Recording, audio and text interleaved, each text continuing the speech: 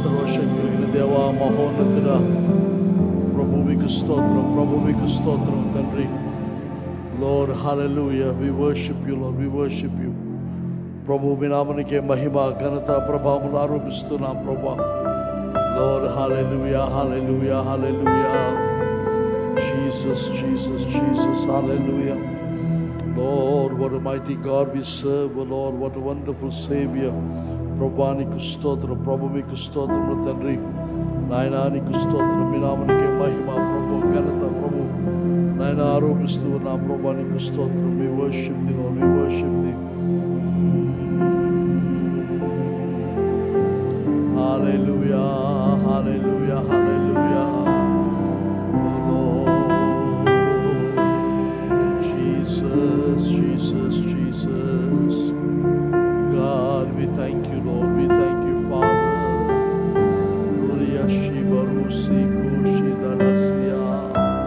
Lord, help us to experience your presence this morning, O Lord. Speak to our hearts, O Lord, help us to see you, O Lord. Lord, give us the sensitivity in our hearts, O Lord, to experience you afresh and you, O Lord. Speak to us, O Lord. Lord, touch our hearts, O Lord, touch our spirits, O Lord. Let it be a refreshing experience in our lives, O Lord. O Rabakushi Bruria Rasara Shaburia Sia Rakushi Sandra Kushi Barabasambro Kurushia.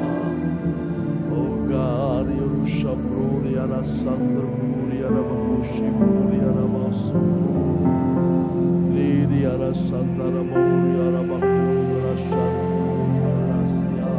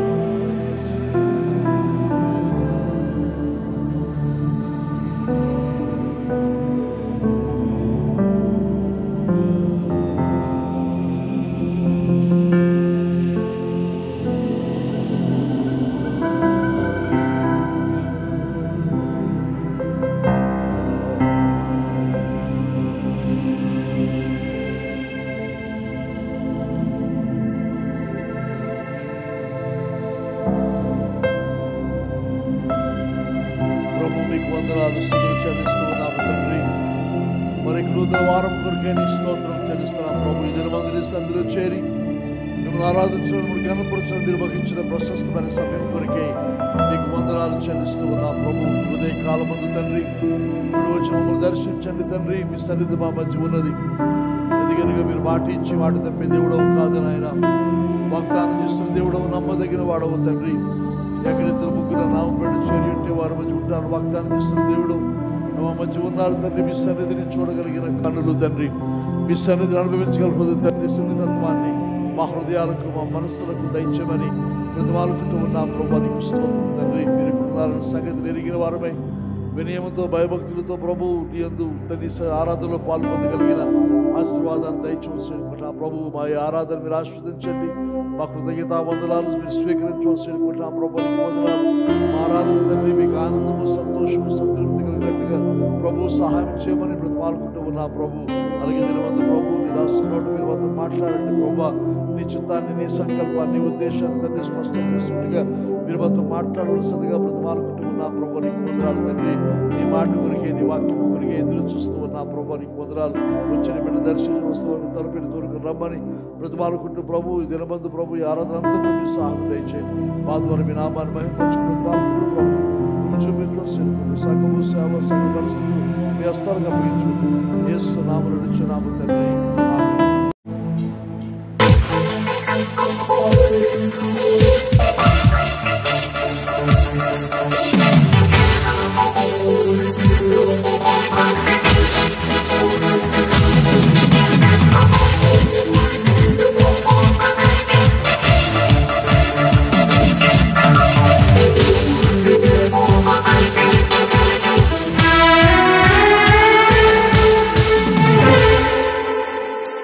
ఆరంభమైంది restoration,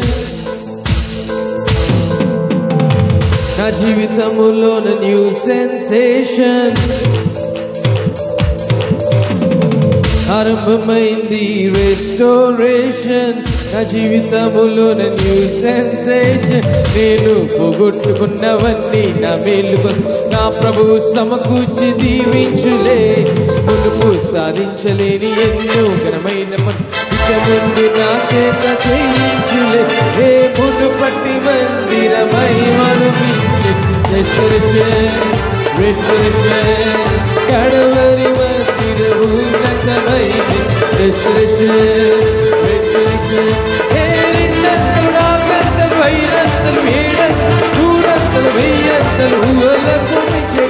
మునుపటి మందిరమై మనుమించే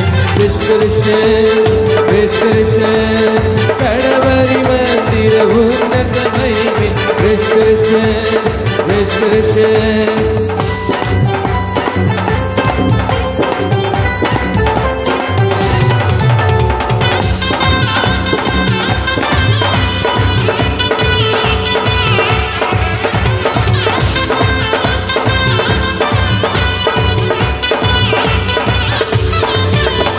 శ్రమనుంది నా దినముల కొలది ప్రభు సంతోషాన్ని మాకిచ్చును.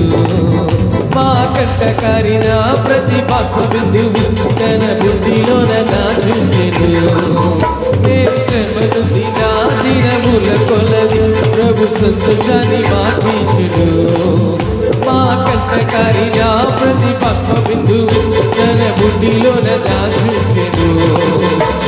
సాయంకాలమున విడుపు వచ్చినాను ఉదయం కలుగును. చోట నవ్వుకుంటూ మాకు వెలుగు కలుగును. దుఃఖము చూస్తూ జగరగుట్టి ప్రభు మాదరించును.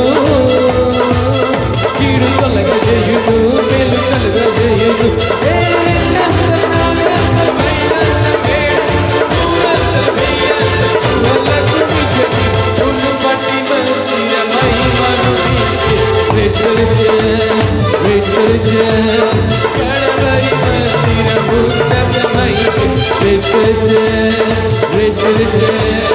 మునుపటి మందిరమై మనుమించే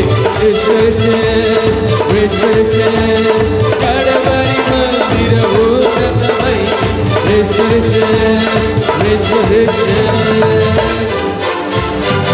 హల్లెలూయా హల్లెలూయా హల్లెలూయా.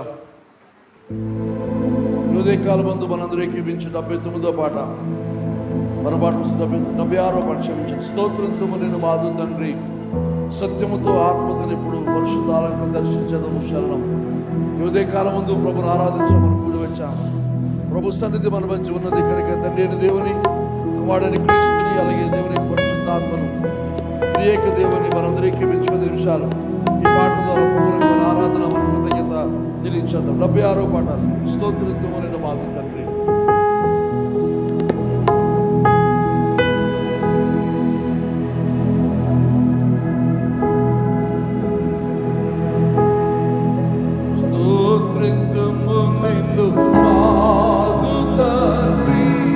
సాధ్యము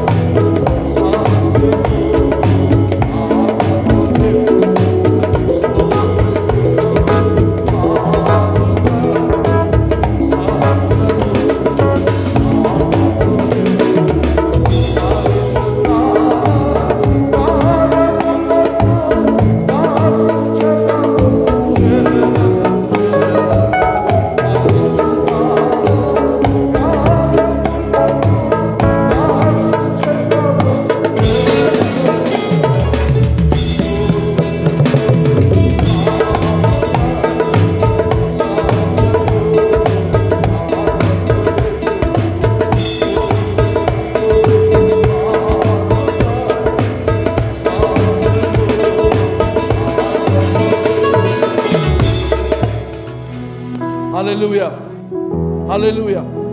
ఈ పాటలు తండ్రి దేవుని మనం ఆరాధించాం. ఆయన శ్రేష్ఠీవులు ఇచ్చినందుకు, శ్రేష్ఠీవులు ఊట ఆయన అయినందుకు, త్రిత్వమైన ఏకత్వమైన త్రియేక దేవుడు, పాపి మిత్రుడు, పాపనాశుడు. తరువాత ఆయన ధవలవర్ణుడు, రత్నములు ఇవన్నీ పాడాం. అయితే 4వ చరణం చూస్తే సంగమునకు శిరస్సు నీవే రాజా నీకే నమస్కారములు. ఈ మాటలు ప్రభువైన యేసుక్రీస్తును ఆరాధిస్తూ సంగమునకు శిరస్సు ఆయనే మూలరాయి, ముఖ్యమైన మూలరాయి కనుక కోట్ల కొలదిగా ప్రభువా నీకే శరణం. ఆ తర్వాత 5వ చరణం చూస్తే నీదు సేవకుల పునాది జ్ఞానములకు మించిన తెలివి. ఇది సంఘానికి గురించి రాయబడిన మాట. ఆయనకు ప్రవక్తల, అపోస్తల, సేవకుల ద్వారా సంఘమును స్థాపించాడు. అయితే ఆ పునాదిని బట్టి దేవునికి వందనాలు చెల్లిస్తూ క్రీస్తే పునాది, క్రీస్తుపై ఆయన మూలరాయిపై సంఘం నిర్మించబడింది. అయితే అందముగాను కూడుకొనొచ్చు వేడిదము శరణం శరణం. మన కూడి రావడం ఎంతో సుందరమైనది, అందమైనది.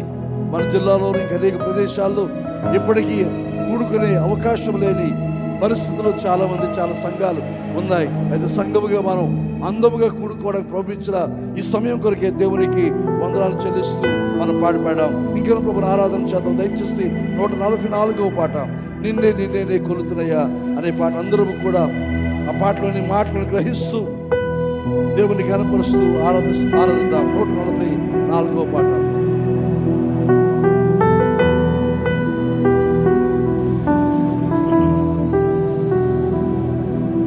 నిన్నే నిన్నే కొలుతున్నయ్యా నీవే నీవే రాజువయ్యా. నిన్నే నిన్నే కొలుతున్నయ్యా నీవే నీవే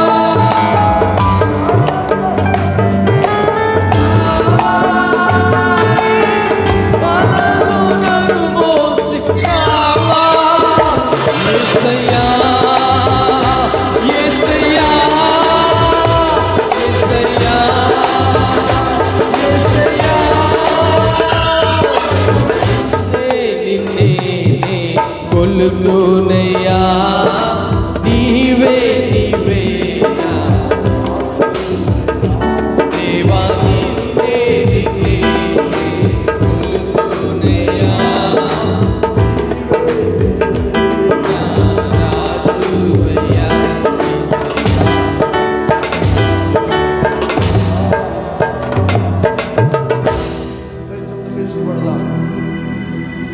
లేచిపడి మన తండ్రి దేవుని మన ప్రభువుని క్రీస్తుని పరిశుద్ధాత్మను మన ఆరాధన చేద్దాం. ఆయన్నే మనం స్తుతిద్దాం, ఆయన్నే మనం కనపరుద్దాం. ఆయన మన మధ్య ఉన్నారు. ఆయన కొండలలో, లోయలలో, అడవులలో, ఎడారులలో మన ఏ స్థితిలో ఉన్నా మన జీవిత అనుభవంలో ఆనందముగా సంతోషముగా ఉన్నత శిఖరాలు అధిరోహించినట్టుగా ఉన్నామా, లేక లోతైన లోయలో దుఃఖములో బాధలో వ్యాధుల్లో ఉన్నామా, లేక అటు ఇటు లేక మధ్యస్థంగా నిర్లిప్తంగా ఉన్నామా, బాధలో ఉన్నామా, ఇబ్బందులు ఉన్నామా, ఏ స్థితిలో ఉన్నాను మనల్ని చూస్తున్న దేవుడు ఆయన, మనల్ని గమనిస్తున్న దేవుడు, మనం నడిపిస్తున్నవాడు ఆయన, మనతో ఉన్నాడు, మన ఎన్నడు విడివడి ఎడబాయాడు. మన లోతైన లోయలో సంచరించిన ఎత్తైన పర్వతం మీద ఉన్నా ఏ స్థితిలో ఉన్నాను మనతో ఉన్నాడు ఆయన. మన స్థితి ఆయనకి తెలుసు. యేసయ్యా నీ ఎంత ఆనందిస్తున్నారు, మీరు మాతో ఉన్నారు నాయన. ఆత్మీయులే మనల్ని అవమానించగా, అన్యులు మనల్ని అపహసించగా, మన సొంత వారు, మన దగ్గరైన వారు, మనకు అండగా ఉండవలసిన వారు మనల్ని అపహాస్యం చేస్తూ, హేళన చేస్తూ, అవమానిస్తున్న పరిస్థితుల్లో, లోకమంతి మనల్ని చూచి నవ్వుతున్న పరిస్థితుల్లో మనకు అండ, మన కొండ, మన బలము మన యేసయ్య. ఇంకేనో మన మరణ ఛాయలో వెళ్ళినప్పుడు, మరణించి మరణావస్థలో వెళ్ళినప్పుడు, మన కొంతమందికి ఈ కోవిడ్ వ్యాధి సోకింది, మరణావస్థలోకి వెళ్ళి మళ్ళీ తిరిగి ప్రభువు లేవనెత్తాడు. ఇంకా అనేకమైన ఇతర వ్యాధులు, బలహీనతలు, మరణావస్థలుతున్న పరిస్థితులు, మరణమే శరణ్యం అనుకున్న పరిస్థితుల్లో దేవుడు వల్ల తిరిగి మనకు ఆరోగ్యాన్ని, స్వస్థతనిచ్చి, జీవాన్నిచ్చి మనల్ని బలపరిచాడు. అనేకమైన వ్యాధులు నుండి దేవుడు విడుదల, స్వస్థనిచ్చాడు, ఆరోగ్యాన్ని, బలమునిచ్చాడు, మనల్ని బలపరిచాడు ఆయన. ఇంకా నమ్మక ద్రోహానికి గురైనప్పుడు మన నమ్మిన వారే మనల్ని ముంచేసే పరిస్థితుల్లో మనం మునిగిపోకుండా ఆయన వలతో మనల్ని బయటకు తీసుకుని వచ్చాడు, మనల్ని కాపాడాడు, మనల్ని భద్రపరిచాడు ఆయన, మనల్ని మోసాడు ఆయన. కానీ ఉదయకాలం మంది ఈ పాటలని మాటలన్నింటి తలపోస్తుంది. దేవుడిచ్చిన ఆశీర్వాదం, ఆధిక్యత, ఇంకను అందముగా ఈ రకంగా కూడుకోవడానికి ప్రభు మనకి ఇచ్చిన అవకాశాన్ని బట్టి ఈ దినము కొరికి, ఈ వారము కొరికే, ఆయన సన్నిధి కొరికే, ఆయన చేస్తున్న ఆశీర్వాదం అంతటి కొరికే, ఆయన మనం చూపిస్తున్న కృపలన్నిటి బట్టి జ్ఞాపకం చేసుకుంటూ కొద్ది నిమిషాలు దేవునికి వందనాలు స్తుతులు మనం చెల్లిద్దాము. హల్లెలూయా, హల్లెలూయా, హల్లెలూయా. ప్రతి ఒక్క నోరు తెరిచి ప్రభువుని స్తుతిద్దాం, ప్రభువుని గణపతిద్దాం. Lord, we thank you, Lord, thank you, Lord, thank you, Lord. ప్రభువునికి స్తోత్రం తండ్రి. ఆయన మీ అనుభవంలో ఉన్న, ఏ స్థితిలో ఉన్న తండ్రి, కొండలలో, లోయల్లో ఉన్న, అడవుల్లో ఉన్న, ఎడారిలో ఉన్న తండ్రి, చెమ్మ చీకట్లో ఉన్న ప్రభువా, ఆయన మీరు మాత్రం ఉన్నారు తండ్రి. వెలుగులో మీరు అంటున్నారు తండ్రి. ఆయన మీరే దీపస్తంభంలో, మీరే వెలుగు, మీ వాక్యమే మాకు వెలుగు ప్రభువా. ఆయన మమ్మల్ని గమనిస్తున్న దేవుడు, ప్రభువానికి స్తోత్రం, మమ్మల్ని నడిపిస్తున్న దేవుడు, ప్రభువానికి స్తోత్రం తండ్రి. ఆయన మాకు అండగా ఉండవలసిన, సహాయంగా ఉండవలసిన వారు మమ్మల్ని అవమానిస్తూ ఉంటే తండ్రి, ఆయన మీరు మాకు అండయ్యారు ప్రభువానికి పొందరాలు. అపహాస్యమవుతున్న పరిస్థితులతో మీరు మాకు తోడయ్యారు ప్రభువా, మాకు ఘనతనిచ్చారు ఆయన.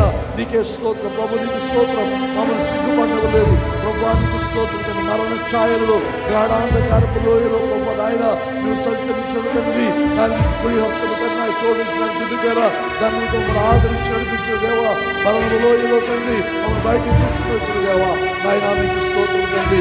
ఆయన నమ్మకం, ద్రోహం, మోసం అనుభవించిన పరిస్థితులు తండ్రి, ఆ మోసంలో నుండి ప్రభు మమ్మల్ని విడిపించిన దేవుడు, ప్రభువానికి స్తోత్రం, ప్రభువానికి స్తోత్రం. మా అండైన దేవా, మా కొండైన దేవా, ప్రభువానికి స్తోత్రం. మమ్మల్ని గమనిస్తున్న దేవా, నాయనానికి స్తోత్రం ప్రభు, మీకు స్తోత్రం ప్రభు, మీకు స్తోత్రం తండ్రి.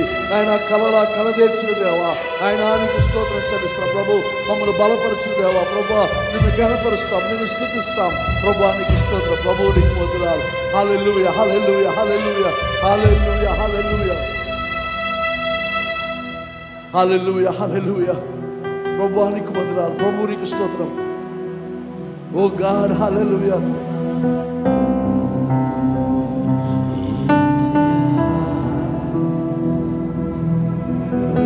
నీవైతివయ్యా నా కొండ నీవే యేసయ్యా అండ నీవైతివయ్యా నా కొండ నీవే యేసయ్యా యేసయ్యా యేసయ్యా యేసయ్యా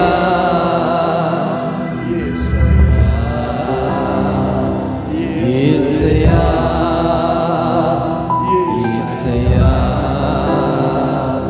యేసయ్యా నీవైతివయ్యా నా కొండ నీవే యేసయ్యా కొండ నీవై నన్ను నడిపించినావా నన్ను గమనించినావా నన్ను నడిపించినావా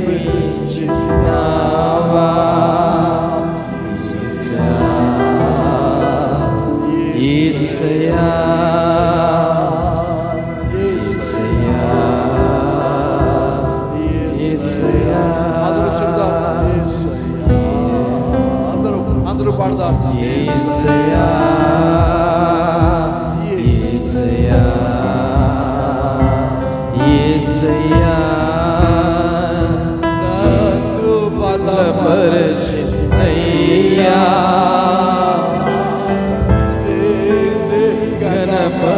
గణపరచునయ్యా నన్ను బలపరచినయ్యా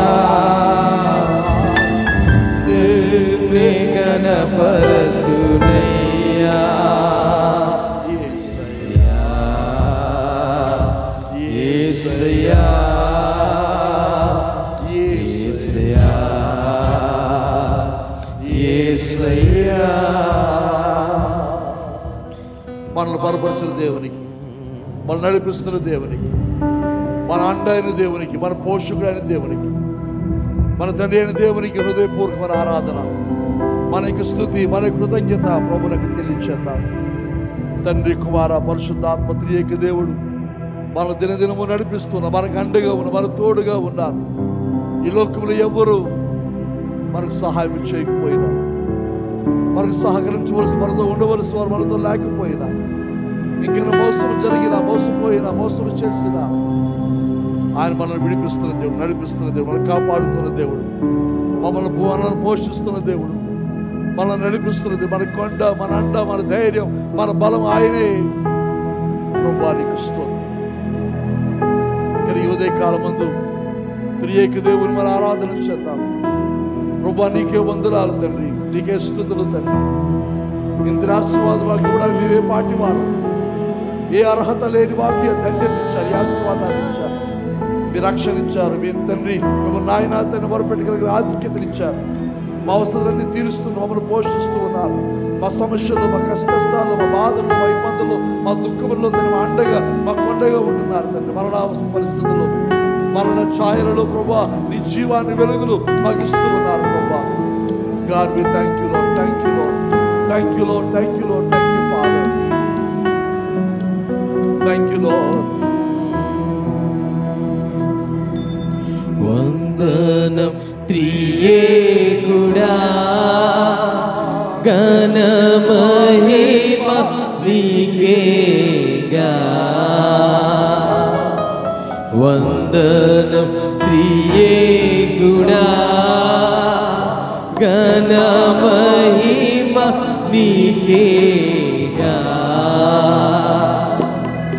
ఏ పాటి వాడను యేసయ్యా నన్ను కోరుకుంటివి.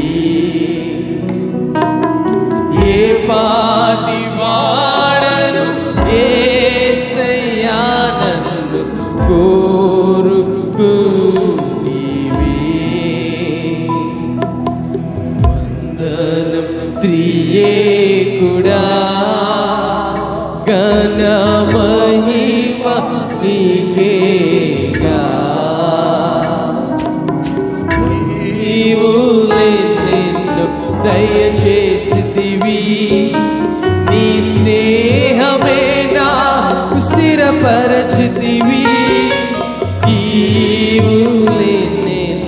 దయచేసిదివి నీ స్నేహమే నాకు స్థిరపరచితివి నీ పాద సేవ చేయుట కన్నా విలువైన భాగ్యం లేదు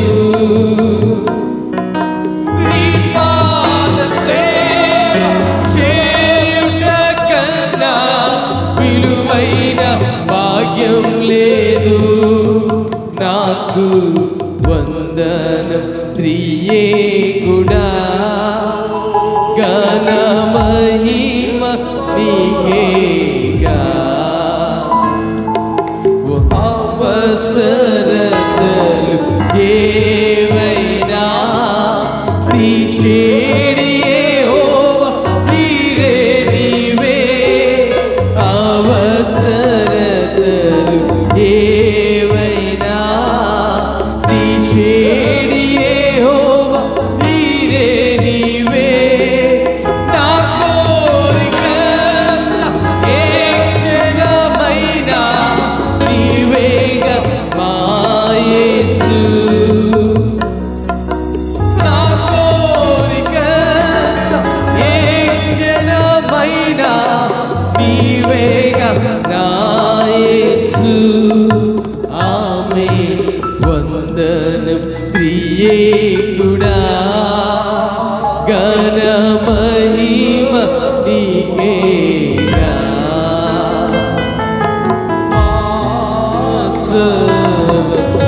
నీవేనయ్యా నీకేగా అంకితం చేసితిమి నీవేనయ్యా నీకేగా అంకితం చేసితిమి నీవేనయ్యా నీకేగా అంకితం చేసితిమి నీవేనయ్యా నీకేగా అంకితం చేసితిమి వేచియున్నాము సెలవేము దేవా నీ ఆజ్ఞ పాటించెదము వేచియున్నాము సెలవేము దేవా నీ ఆజ్ఞ పాటించెదము స్తోత్రుడా ఘన మహిమ నీకేగా ఏ పాటి వాడను యేసయ్యా నన్ను కోరుకుంటివి ఏ పాటి వాడను యేసయ్యా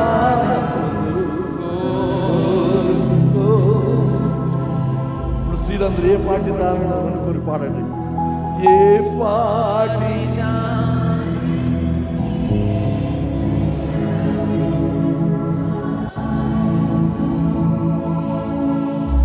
ఏ పాటి వాడను యేసయ్యా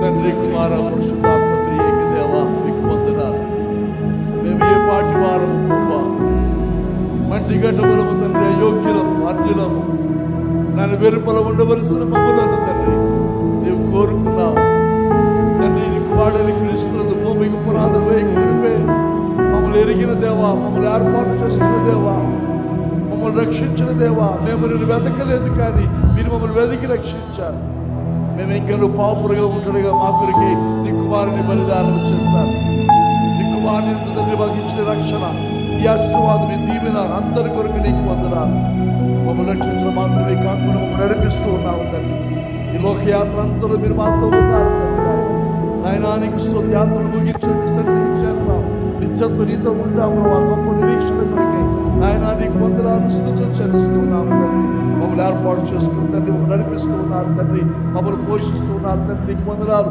తండ్రి. మా సర్వం మీరే ప్రభా. మా ఆనందము, మా అతిశయము, మా గర్వము తండ్రి, మా ఉత్సాహము, మా ఉల్లాసము తండ్రి అంతయు మీరే ఉన్నారు తండ్రి. సమస్తం మీపై ఆధారపడి ఉన్నాం ప్రభా. తండ్రి మీకే అంకితం చేస్తాం ప్రభా. మా జీవితాల సమస్తం ఆశలు, కోరికలు, ఆలోచనలు సమస్తం తండ్రి మీ పాదం చెంత పెడుతూ ప్రభా. నీ చిత్తాన్ని మాత్రమే మా జీవితాల్లో నెరవేర్చుకోవాల్సిందిగా మిమ్మల్ని ప్రతి వాళ్ళు ప్రభుని సన్నిధిలో ప్రార్థిస్తూ ఉన్నాం ప్రభు. ఈ ఆరాధన, ఈ స్తుతిని, కృతజ్ఞతలు తండ్రి మీరు స్వీకరించవలసిన వాళ్ళకు యేసునామమున అడుగుచున్నాము తండ్రి. ఆమేన్. ఈరోజు దేవుని వాక్యంలోకి వెళ్దాం.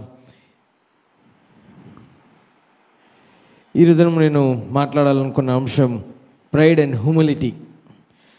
అహంకారము, వినయము, వాటి విషయం మాట్లాడాలని భావిస్తున్నాను. మనందరికీ తెలుసు అహంకారం, గర్వం అది చాలా భయంకరమైనది. మనకి తెలియకుండానే అది బయటికి మనలో నుంచి వస్తూ ఉంటుంది. మనకు తెలియదు మనకు గర్వం ఉందని.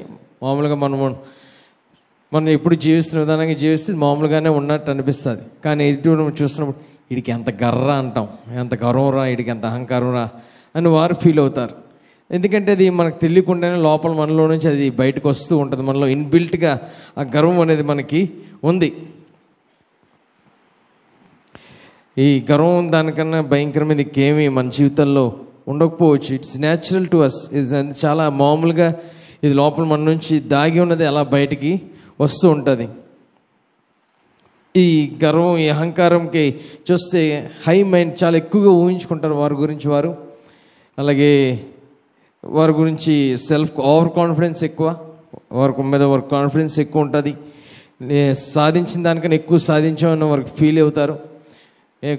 వేరే మాటలు చెప్పాలంటే వారికి చాలా ఎక్కువ ఫీల్ అవుతూ ఉంటారు. బాగా ఎక్కువ మాటలు చెప్పాలంటే బల్క్ బిల్డప్ ఎక్కువ, చాలా ఎక్కువ ఫీల్ అవుతూ ఉంటారు. వారు నాకన్నా తోపికి ఎవరు లేరనే ఫీలింగ్లో వారు ఉంటారు. నా మాటే అందరూ వినాలి, నేను చెప్పిందే జరగాలి, నేను చెప్పింది జరగకపోతే అంతే, ఇంక వాళ్ళని చూడలేము, వాళ్ళ దగ్గర మనం ఉండలేము. అలాంటి గర్వం, అహంకారంతో ఫీల్ అవుతూ ఉంటారు. ఎక్కువ చూసిన దానికి కారణం మెయిన్ అంత సెల్ఫ్, నేను అనుకున్నది నా మొత్తం ఆ మధ్యలోనే వారు జరుగుతూ ఉంటుంది. మనం క్రీస్తుని వెంబడించిన వారం అయితే ఆ సిలువను మోసిన వారుగా మనం ఉండాలి. మన మైండ్లో నుంచి మనం తగ్గించుకుంటూ ఉండాలి. మనం విధేయత కలిగి మనం ఉండాలి. మనలో ఉన్న అహంకారాన్ని తీసివేయాలి. ప్రైడ్, అలాగే బోస్టింగ్, గర్వం అంటే ఎక్కువగా మాట్లాడతాం. వాళ్ళ గురించి వారు ఎక్కువగా చెప్పుకోవడం, బోస్ట్ చేస్తూ ఉంటారు. అంటే బిస్కెట్లు అంటే నేను ఎక్కువ గొప్పవాడిని, నాకన్నా తోపిక ఎవరు లేరని ఫీల్ అవుతూ వారు ఉంటారు. వారు కాంతి కూడా వారు నేనే చేశాను, నేనే చేస్తాను, నేనైతే సులువుగా చేయగలను అనే భావన కలిగి వారు ఉంటూ ఉంటారు. దీని గురించి ఈరోజు మాట్లాడడం గురించి ఆలోచిస్తున్నప్పుడు ఒకటే ఆలోచన నాకు చాలా ఎక్కువగా శోధించింది.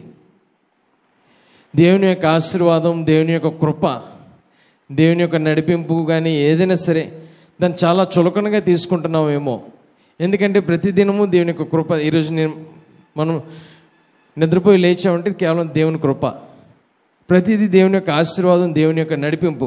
ఆయన నడిపింపు, ఆయన ఆశీర్వాదం, ఆయన కృపలేంది మనం లేము. అది నిత్యము మనం ప్రతిదినం అది జరగటం వల్ల అది మన జీవితంలో అది పార్ట్ ఆఫ్ లైఫ్. అది మామూలు నార్మల్ అయిపోయింది. దాని గురించి మనం ఆలోచించట్లేదు. ఎప్పుడు లేస్తాం, ఎప్పుడు తింటాం, ఎప్పుడు నడుస్తాం, హ్యాపీగా నడిచి వచ్చేస్తున్నాం, బయటికి వెళ్ళి వస్తున్నాం, అంత కామన్ అయిపోయింది. కానీ అది అసలేంది మనం గమనించాల్సింది అదంతా ఇది ఎప్పుడు నేను చేసిందే కదా, నా వల్ల జరుగుతుందే కదా, దీంట్లో గొప్ప ఏటి ఉంది. పాడుతున్నాం, నేను బాగా పాడుతాను కాబట్టి పాడుతున్నాం, వాక్యం చెప్తున్నాం, వాక్యం వచ్చి కాబట్టి చెప్తున్నాం. ఇవన్నీ కామన్ అయిపోయేసరికి అక్కడ అంతా దేవుని నుంచి వచ్చింది, దేవుని యొక్క ఆశీర్వాదం, దేవుని యొక్క కృప. ఆ దేవుని తీసి నా వస్తుంది, నేను చేశాను, నా వల్లే జరుగుతుంది, నేను ఉన్నాను కాబట్టి క్షేమంగా వెళ్ళి, నేను డ్రైవ్ చేశాను కాబట్టి మీరు క్షేమంగా వెళ్ళి వచ్చారు, నేను చెప్పాను కాబట్టి మీకు అర్థమైంది, నేను పాడాను కాబట్టి దేవుని యొక్క సన్నిధి అక్కడ ఉంది అనేది అన్నది అక్కడ వస్తే అది చాలా భయంకరమైన పరిస్థితి, అహంకారము, అది గర్వము అనే ఆ ప్రదేశంలోకి వస్తుంది. ఆ సిచ్యువేషన్లో మనం ఉంటాం. దయచేసి అలాంటి ప్రదేశంలో కానీ, అలాంటి స్థితిలో కానీ, అలాంటి ఆలోచనలో కానీ మనం ఉండకూడదు. ఒకవేళ అదే ఆలోచన కలిగి, అదే ప్రవర్తన కలిగి మనం ఉంటే, బైబిల్లో నుంచి ఒక వ్యక్తిని మీకు చూపిస్తాను. ఆ ఆలోచన కలిగిన వ్యక్తి ఇది నా అనే ప్రదేశంలోనికి ఆ గర్వం తన బుర్రలోకి రాగానే తన జీవితం ఎలాగ మారిపోయింది అనేది మనం చూడవచ్చు. 2 దినవృత్తాంతములు 26వ అధ్యాయం. అక్కడ ఉజ్జియా గురించి మనం చూడవచ్చు. చిన్న వయసులోనే, యవ్వన వయసులోనే రాజుగా నియమింపబడ్డాడు. తన తండ్రి కూడా రాజే. తన తండ్రి చేసిన తప్పుల వల్ల ఆ ప్రదేశం కానీ, ఆ రాజ్యం కానీ పూర్తిగా నాశనమైంది. ఆ రాజ్యంలో ఉన్న బంగారం అవన్నీ తీసుకువెళ్ళిపోయారు. ఆ గోడలు కూల్చబడ్డాయి, యూదా దేశపు గోడలు అవన్నీ కూల్చడం జరిగిన తర్వాత ఆ తండ్రి మరణించిన తర్వాత ఉజ్జియా చూస్తే రాజుగా నియమింపబడ్డాడు. 26వ అధ్యాయం చదువుదాం. అంతటా యూదా జనులందరూ 16 ఏండ్ల వాడైన ఉజ్జియాను తీసుకొని అతని తండ్రి అయిన అమజ్యాకు బదులుగా రాజుగా నియమించిరి. అతడు ఏలుతును కట్టించి రాజుకు తన తండ్రిని అతని పితరులతో కూడా నిద్రించిన తర్వాత అది యూదా వారికి తిరిగి వచ్చినట్లు చేశాను. ఉజ్జియా ఏలినారంభించినప్పుడు 16 ఏండ్ల వాడై యెరూషలేములో 52 సంవత్సరములు ఏలెను. అతని తల్లి యెరూషలేము కాపురస్తురాలు, ఆమె పేరు ఎకోల్యా. అతడు తన తండ్రి అయిన అమజ్యా చర్య అంతటిని ప్రకారము యెహోవా దృష్టికి యథార్థంగా ప్రవర్తించాను. దేవుని ప్రత్యక్షత విషయమందు తెలివి కలిగిన జకర్య దినములలో అతడు దేవుని ఆశ్రయించాను. అతడు యెహోవాను ఆశ్రయించినంత కాలము దేవుని అతన్ని వర్ధిల్లజేశాను. అతడు బయలుదేరి ఫిలిస్తీన్లతో యుద్ధము చేసి గాతు ప్రాకారమును, ఎబ్నే ప్రాకారమును, అష్దోదు ప్రాకారమును పడగొట్టి అష్దోదు దేశంలోను ఫిలిస్తీన్ల ప్రదేశంలోను ప్రాకారములను కట్టించాను. ఫిలిస్తీన్లతోనూ గుర్బీయులతోనూ నివసించిన అర్బీయులతోనూ మోహనీయులతోనూ అతడు యుద్ధము చేయగా దేవుడు అతనికి సహాయం చేశాను. అమోనీయులు ఉజ్జియాకు పన్నించువారైరి. అతి అధికముగా బలాభివృద్ధి నొందాను గనుక అతని కీర్తి ఐగుప్తు మార్గ ప్రదేశములన్నిటిను వ్యాపించాను. మరియు ఉజ్జియా యెరూషలేములో మూల గుమ్మము దగ్గరను వల్లపు స్థలముల గుమ్మము దగ్గరను ప్రకారముల మూల దగ్గరను దుర్గములను కట్టించి గుమ్మములను దిట్టపరిచాను. అదియుగాక షెఫేలా ప్రదేశంలోను మైదాన ప్రదేశంలోను అతనికి విస్తారమైన పశువులుండగా అతడు అరణ్యంలోను దుర్గములను కట్టించి అనేకమైన బావులు త్రవ్వించాను. వ్యవసాయమందు అతడు అపేక్ష గలవాడు గనుక పర్వతంలోను కర్మేలులోను అతనికి వ్యవసాయకులను ద్రాక్ష తోట పనివారును కలిగి ఉండిరి. యుద్ధమునకు ఉజ్జియాకు సైన్యం కలిగి ఉండెను. అందులోని యోధులు రాజు అధిపతుల్లో హనన్యా అను అనే చేతి క్రింద నుండిరి. ఖజానాదారుడు మహేషాయు, ప్రధానమంత్రి యగు యెహీయేలును వారి లెక్క ఎంతైనది చూచి వారి పటాలంగా ఏర్పరచువారై ఉండిరి.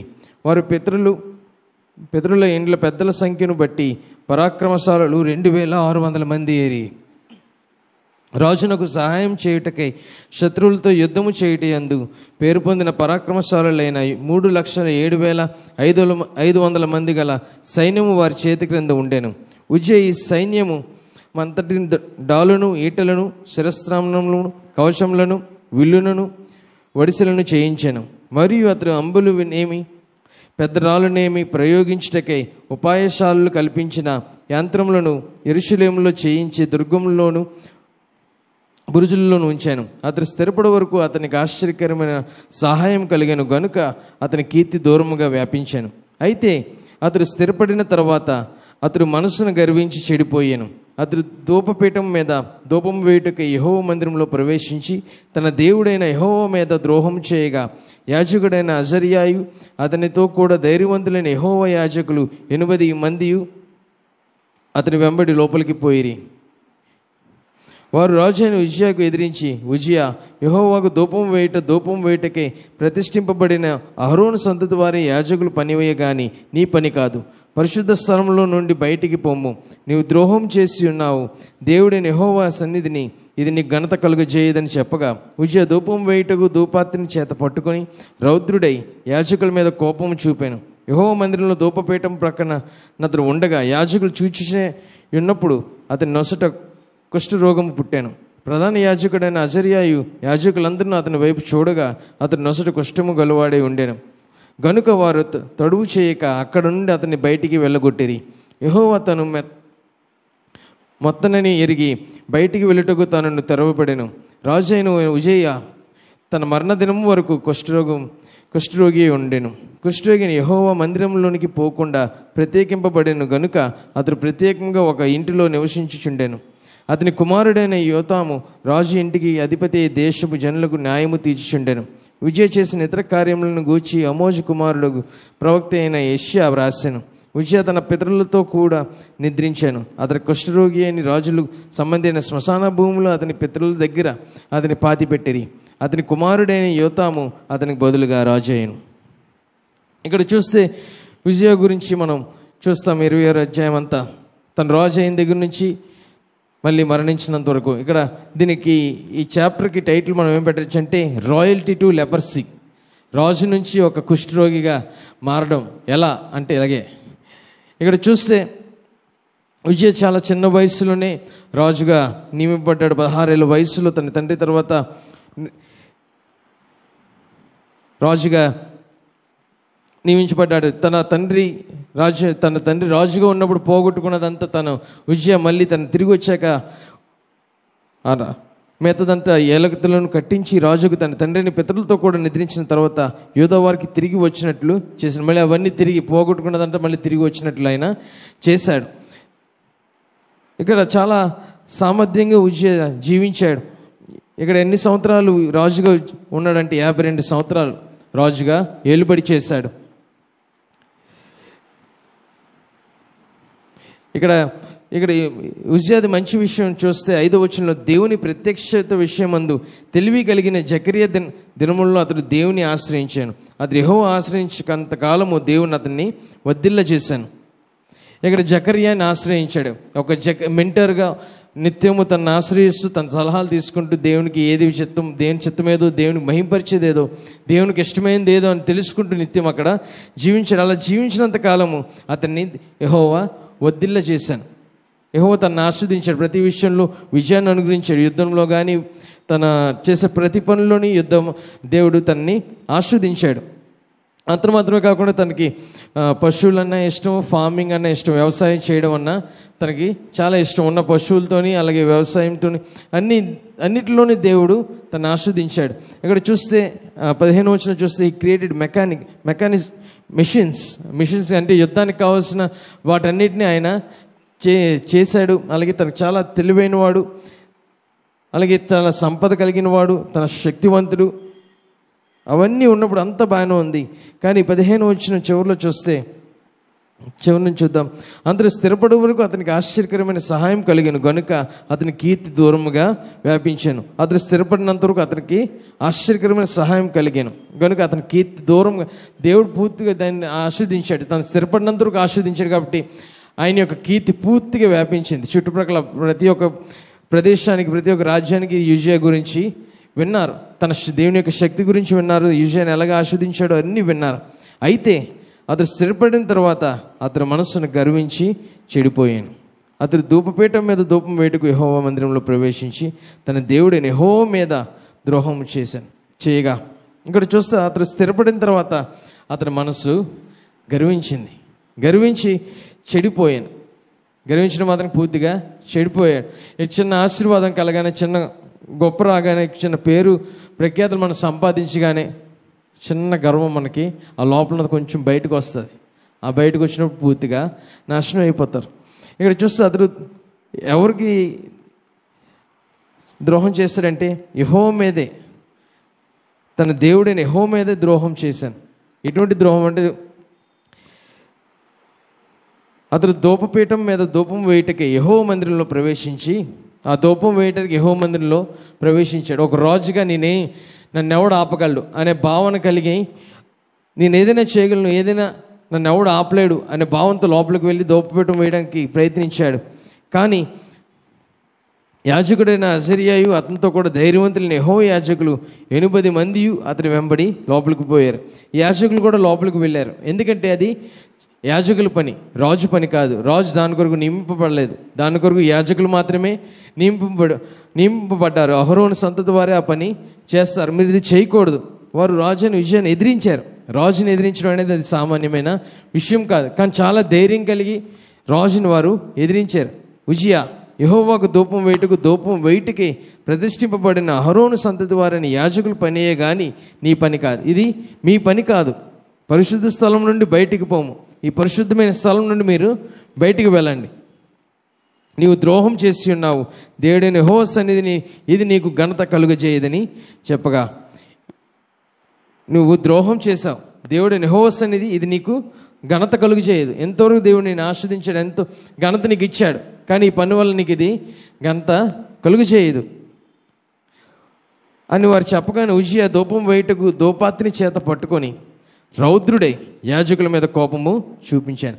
అది వారు చెప్పగానే తనలో ఆ గర్వం వల్ల తనకి ఎంతో కోపం వచ్చింది. నన్ను ఆపుతారా అనే కోపం రాగానే వారు తన రౌద్రుడే పూర్తిగా వణికిపోతూ చాలా కోపంతో వారి మీద రావడం చూశాడు. యెహోవా మందిరంలో ధూపపీఠం అతడు ఉండగా యాజకులు చూచినే ఉన్నప్పుడు అతన్ని నొసట కుష్ఠరోగము పుట్టాను. ఆ కోపంతో ఉన్నప్పుడే ఆ యాజకులందరూ చూస్తున్నారు. ఆ రాజుని చూస్తున్నప్పుడు కోపంతో ఉన్నప్పుడు చూస్తుండగానే వారు రాజుకి కుష్ఠరోగం వచ్చింది. చాలా భయంకరమైన పరిస్థితి అది. ఎప్పుడైనా సరే కుష్ఠరోగం వచ్చినప్పుడు ఎవరు దరిదాపుల్లోకి రానివ్వరు. ప్రస్తుతానికి కోవిడ్ ఉంది. కోవిడ్ ఎవరికైనా వచ్చిందంటే ఎవరిని దరిదాపుల్లోకి రానివ్వరు. వారిని చూడడానికి కూడా ఇబ్బంది పడుతుంటారు. అలాంటి పరిస్థితుల్లో ఉన్నప్పుడు తనకి చూస్తుండగానే ఆ కుష్ఠరోగము వచ్చింది. దానికి కారణం తనలో గర్వం. తను స్థిరపడగానే తను గర్వించాడు, పూర్తిగా చెడిపోయాడు. ఎంత దీనస్థితి అంటే యెహోవా మందిరంలో ప్రవేశిస్తాను, దేవుడిని యెహోవా మీద ద్రోహం చేశాను, యెహోవా మీదే తను ద్రోహం చేశాను. అలాంటి పరిస్థితుల్లో ఇక్కడ ఉజియా రాజు ఉన్నాడు. వెంటనే కుష్ఠరోగం పుట్టాను. ప్రధాన యాజకుడైన అజర్యాయు యాజకులందరూ అతని వైపు చూడగా అతను నొసట కుష్ఠము కలిగోడై ఉండేను. గనుక వారు తడువు చేయక అక్కడ నుండి అతన్ని బయటికి వెళ్ళగొట్టారు. అక్కడ నుండి వెంటనే వారిని ఉజియాని వెళ్ళగొట్టారు, బయటికి తీసుకువెళ్ళిపోయారు. ఎందుకంటే అది ఆ పరిశుద్ధ ప్రదేశంలో అలాంటి వారు ఉండకూడదని వెంటనే బయటికి తీసుకెళ్ళిపోయారు. ఇక్కడ రాజు ఇక్కడ చూస్తే ఉజియా అనే పేరుకి అర్థం యెహోవా ఈజ్ స్ట్రెంగ్త్, యెహోవా నా బలం, యెహోవా బలం అని అక్కడ ఉంది. ఆ పేరుకు తగ్గట్టు తను ప్రారంభంలో తను ఆ విధంగా జీవించాడు. యెహోవే తన బలం అన్నట్టు తన మీద ఆధారపడుతూ తన్నే మహింపరుస్తూ తన్నే ఆరాధిస్తూ జీవించాడు. కానీ ఆ తర్వాత యెహోవా ఈ స్ట్రెంగ్త్ అనే మాట యెహోవాని తీసి నాదే బలం, యెహోవా ఈ స్ట్రెంగ్త్ అని మర్చిపోయాడు. తన పేరుకి అర్థాన్ని మర్చిపోయాడు. అర్థాన్ని మర్చిపోయి తనలో ఉన్న గర్వం అది పూర్తిగా తనని నాశనం చేసింది. కుష్ఠరోగిగా తనని మార్చింది. తన గురించి తను చాలా ఎక్కువగా భావించాడు. Over estimated his own importance in bringing about the great achievement ఈ ఎక్స్పీరియన్స్. తను సాధించింది, తను పొందుకున్న విషయాలను అవన్నీ తన బుర్రలోకి వెళ్ళిపోయి అది నా వల్లే జరిగిందని తను వెర్రివీయడం జరల. తన గర్వం రావడం వల్ల పూర్తిగా తను అక్కడ నాశనం అవడం మనం చూస్తాం. అది చివరికి ఆ కుష్ఠరోగితోనే తను మరణించాడు. తనకి స్వస్థత ఏమీ కలగలేదు. అది చూస్తే అక్కడ ఆ రాజులు ఆ పితరులతో కూడా నిద్రించిన అతను కుష్ఠరోగి అని రాజులు సంబంధమైన శ్మశాన భూమిలో, ఆ శ్మశాన భూమిలోనే ఆయన్ని పాతిపెట్టారు. కానీ ఆ రాజుల కొరకు ఉన్న దాంట్లో అక్కడ చేయలేదు. అతని పితరుల దగ్గర అతన్ని పాతిపెట్టారు. ఆ పితరుల దగ్గరలో పాతిపెట్టారు. పితరులు వారి కొరకు నియమించిన దాంట్లో వారు అక్కడ పాతిపెట్టలేదు. మనం ఇక్కడ చూస్తే మనం ఎంత పేరు సంపాదించినా ఈ సొసైటీలో కానీ ఈ సమాజంలో మనం ఎంత పేరు సంపాదించినా, ఎంత పలుకుబడి మనకున్నా, ఎంత డబ్బులు మనం సంపాదించినా, ఎంత ఉన్నత స్థాయిలోకి మనం వెళ్ళినా సరే మనం ఆయనకి విధేయులై మనం ఉండాలి. ఉజియా రాజు నేను అన్ని సాధించాను, స్థిరపడిపోయి నాకు తిరుగులేదు, నా పేరు నా గురించి అందరూ చెప్పుకుంటున్నారు, నా మీద రావడానికి భయపడతారు, ఎవరైనా నా మీద యుద్ధం చేయడానికి భయపడతారనే స్థితిలోకి తను వెళ్ళిపోయిన తర్వాత తనకు పూర్తిగా గర్వం వచ్చి చెడిపోయారు. మనం కూడా అదే స్థితిలోకి మనం వెళ్లకుండా ఉండడం కోసం ఈ వాక్యాన్ని మీకు చెప్తున్నాను. ఇలాంటి వ్యక్తి అలాగే ఇక్కడ చూస్తే దీని నుంచి మనం ఈ విజయం నుంచి మనం నేర్చుకోవాల్సింది స్టార్టింగ్లో ఉజ్జియా యొక్క బలము ఆయన సాధించింది చూస్తే pleased God during his early years as king. రాజుగా ఉన్నప్పుడు ప్రారంభంలో దేవుణ్ణి ఎంతో మహింపరిచాడు, ప్రతి విషయంలో దేవుని మహింపరిచాడు. అలాగే సక్సెస్ఫుల్ వారియర్, మంచి యుద్ధ వీరుడు అండ్ సిటీ బిల్డర్, గొప్ప రాజ్యాన్ని నిర్మించాడు. And skillful in organizing and delegating, చాలా నిర్వహించడంలో కానీ ప్రతినిధి వహించడంలో కానీ చాలా టాలెంట్ కలిగిన వాడు. అలాగే తను 52 సంవత్సరాలు పాలించాడు. తనకున్న మిస్టేక్ ఏంటంటే అహంకారం అభివృద్ధి. డెవలప్డ్ ఎ ప్రైడ్ ఫుల్ యాటిట్యూడ్. అహంకారాన్ని అభివృద్ధి చేసుకున్నాడు.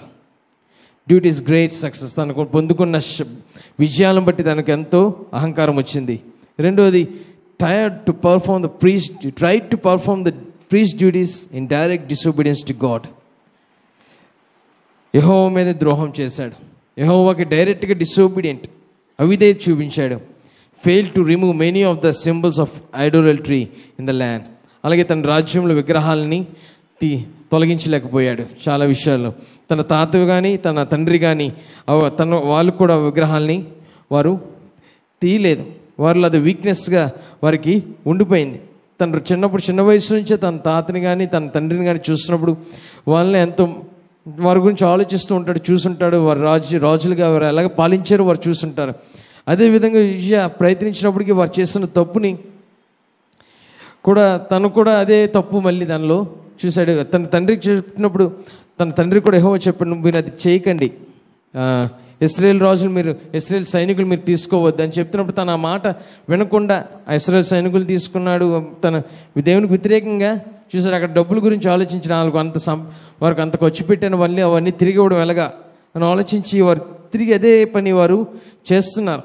కానీ ఈ వీరి నుంచి మనం నేర్చుకోవాల్సిన పాఠం, lack of thankfulness to God can lead to pride. దేవునికి కృతజ్ఞత చెల్లించకపోతే ఆ అహంకారానికి మనకి మార్గాన్ని చూపిస్తుంది. చాలాసార్లు మనకు ప్రార్థన అవసరం ఉన్నప్పుడు కానీ మనకి ఏదైనా క్లిష్టమైన పరిస్థితులు మనం ఉన్నప్పుడు దేవుని సన్నిధిలో నిత్యం మనం కనిపెడుతుంటాం, నిత్యం ప్రార్థన చేస్తుంటాం. ఉదయకాల ప్రార్థన కానీ అర్ధరాత్రి ప్రార్థన కానీ 24 గంటలు మన మందిరంలో ఉండడానికి ప్రయత్నం చేస్తాం. ఎందుకంటే మనకి అవసరత ఉంది. అవసరత మనకు తీరగానే ఆయనకి థ్యాంక్ యూ అని చెప్పడానికి కూడా మనం మర్చిపోతాం. ఎందుకంటే అవన్నీ మనం పొందుకున్నాం, ఆ ఆనందం ఆ సంతోషం అందరికీ చెప్తాం. ఇది నేను పొందుకున్నాను, ఇది పొందుకున్నాను, అందరూ కంగ్రాచులేషన్స్ అని చెప్తారు. మనం తిరిగి వాళ్ళకి థ్యాంక్ యూ అని చెప్తాం. కానీ ఎవరి ద్వారా పొందుకున్నదో అది మర్చిపోయి వారికి మనం థ్యాంక్ యూ చెప్పడం మర్చిపోతాం. అది నాకు చాలాసార్లు నేను ప్రశ్నించుకున్నప్పుడు నేను ఆయనకి థ్యాంక్ యూ చెప్పానా లేదా అనే ప్రశ్న నాకు చాలాసార్లు వస్తుంది. ఆయనకి నిజంగానే కృతజ్ఞతలు చెల్లించానా, లేకపోతే ఎవరు అందరికి చెప్పి థ్యాంక్ యూ అని చెప్పేసా అనే ఫీలింగ్ నాకు, అనే ఆలోచన నాకు, ఆ భావం ఎప్పుడు కలుగుతూ ఉంటుంది. నిత్యము ఆ ప్రశ్న కంటిన్యూగా ఉంటుంది. ఇక్కడ తర్వాత విజయ, the soldier was defeated by his pride. సైనికుడు తన గర్వం ద్వారా తను ఓడిపోయాడు. తన వల్ల తను ఓడిపోయాడు. Uzziah the builder destroyed his own ministry and testimony. ఆ నిర్మించిన వాడే తన సేవను కానీ తన సాక్ష్యాన్ని కానీ పూర్తిగా నాశనం చేసుకున్నాడు. ఎవరో రానవసరం, తన మటుకు తనే నాశనం చేసుకున్నాడు. ఉజ్జియా ద ఫార్మర్, తన వ్యవసాయం చేసినవాడు Uzziah, reap the painful harvest of what he had sown. ఏది విత్తాడు అదే కోసాడు. తను దేవుని మహిమపరిచినంత కాలం, దేవునికి ఇష్టంగా జీవించినంత కాలం దేవుడు ఆస్వాదించాడు. దేవునికి వ్యతిరేకంగా జీవించిన అహంకారం తనలో వచ్చి రాగానే తను పూర్తిగా నాశనం అయిపోయాడు. ఇక్కడ ఒక ప్రశ్న, I'm risking God's blessing because I'm following my own way instead of God's way. నేను నా ఇష్టప్రకారంగా జీవించడం వల్ల దేవునికి ఇష్టప్రకారం కాకుండా నా ఆలోచనలు నా ఇష్టప్రకారంగా జీవించడం వల్ల దేవుని యొక్క ఆశీర్వాదాలని నేను విడిచిపెట్టేస్తున్నాను, అది రిస్క్ చేస్తున్నానా అనేది మనం ప్రశ్న కలిగి ఉండాలి. ఎందుకంటే నేను బ్లెస్సింగ్, కృప, ఆ దేవుని యొక్క ఆశీర్వాదం అవన్నీ మనం చాలా చులకనగా తీసుకుంటే దేవుని పూర్తిగా మనం దాన్ని అసలు చులకనగా చూడకూడదు. ఆయన శిలువ మరణం కానీ, ఆయన రక్షణ కానీ, ప్రతి దినము ఆయన సన్నిధిలో మనం ఉంటున్నాం, ఆయన భోజనం చేస్తున్నాం. ఈ కోవిడ్ పరిస్థితులు అనేక మందికి ఉద్యోగాలు ఊడిపోయి, అనేక మంది తిండి లేక రోడ్ల మీద పడ్డారు. మనకు తెలియదు అవి, కానీ మనం తింటున్నాం, మన ఉద్యోగాలు ఉన్నాయి, మనకు జీతాలు పడుతున్నాయి అంటే కేవలం దేవుని యొక్క కృప. అది మనం మర్చిపోకుండా నిత్యము ప్రతిదినం ఆయనకు వందనాలు చెల్లిస్తూనే ఉండాలి, ఆయన కృతజ్ఞులై మనం ఉండాలి. ఇలాంటి పరిస్థితుల్లోనే ఇంకో రాజు ఉన్నాడు, నెబుకద్నెజర్ రాజు. దానియేలు 4వ అధ్యాయంలో మనం చూడొచ్చు. అది చూస్తే ఈ రాజుకి ముందుగానే హెచ్చరించారు దేవుడు. తనకు ఒక కళ వచ్చింది, ఆ కళలో చెట్టు కనిపించింది. ఆ చెట్టు కనిపించిన తర్వాత ఆ కళ అర్థం కాలేదు, యాజ్ యూజువల్గా రాజుకి అర్థం కాలేదు. మళ్ళీ అందరినీ పిలిపించాడు, పిలిపించి దానియేలుకి చెప్పి దానియేలు వివరించాడు. ఇది వివరించి అంత చేసింది, మీరు 7 సంవత్సరాల పాటు గడ్డిని తింటారు, వాటితో ఉంటారు, జంతువులతో ఉంటారు, జంతువులాగే మీరు జీవిస్తారు, కానీ మళ్ళీ 7 సంవత్సరాల తర్వాత మీరు క్షమాపణకు మళ్ళీ మీరు రాజుగా ఉంటారు అని చెప్పిన తర్వాత దానియేలు చెప్తాడు, క్లియర్గా చెప్తాడు, మీరు క్షమాపణ కోరండి, మీ తప్పును మీరు సరిచేసుకోండి, ఆ పాపం నుంచి మీరు బయటికి రండి అని చెప్పిన తర్వాత కూడా ఆ నెబుకద్నెజర్ రాజు వెండు. ఒకరోజు సాయంత్రం పూట అలాగా తన రాజ్యం బయట నడుస్తూ ఉండగా చూస్తూ, అబ్బా నేను ఎంత బాగా కట్టాను, ఎంత టెక్నాలజీ ఉపయోగించాను, ఇది నా వల్లే జరిగింది అని తనలో తను అనుకోగానే తను వెంటనే పడిపోయి 4 కాళ్ళతో నడడం ప్రారంభించాడు, జంతువుల్లో మారిపోయాడు.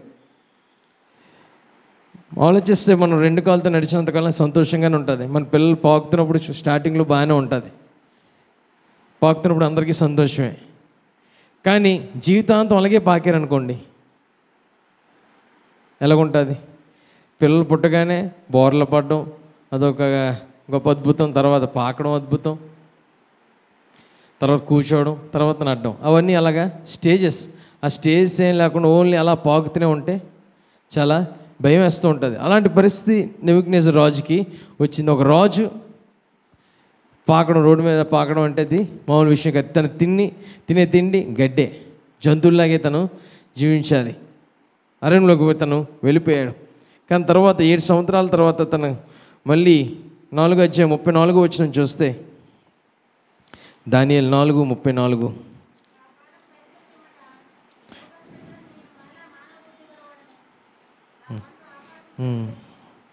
ఆ కాలం గడిచిన పిమ్మట నెబుకద్నెజరు, నేను మరలా మానవ బుద్ధి గలవాడనే నా కళ్ళు ఆకాశంతో ఎత్తి చిరంజీవియు సర్వోన్నతులకు దేవుని స్తోత్రము చేసి గణపరిచి స్తుతించి తిని.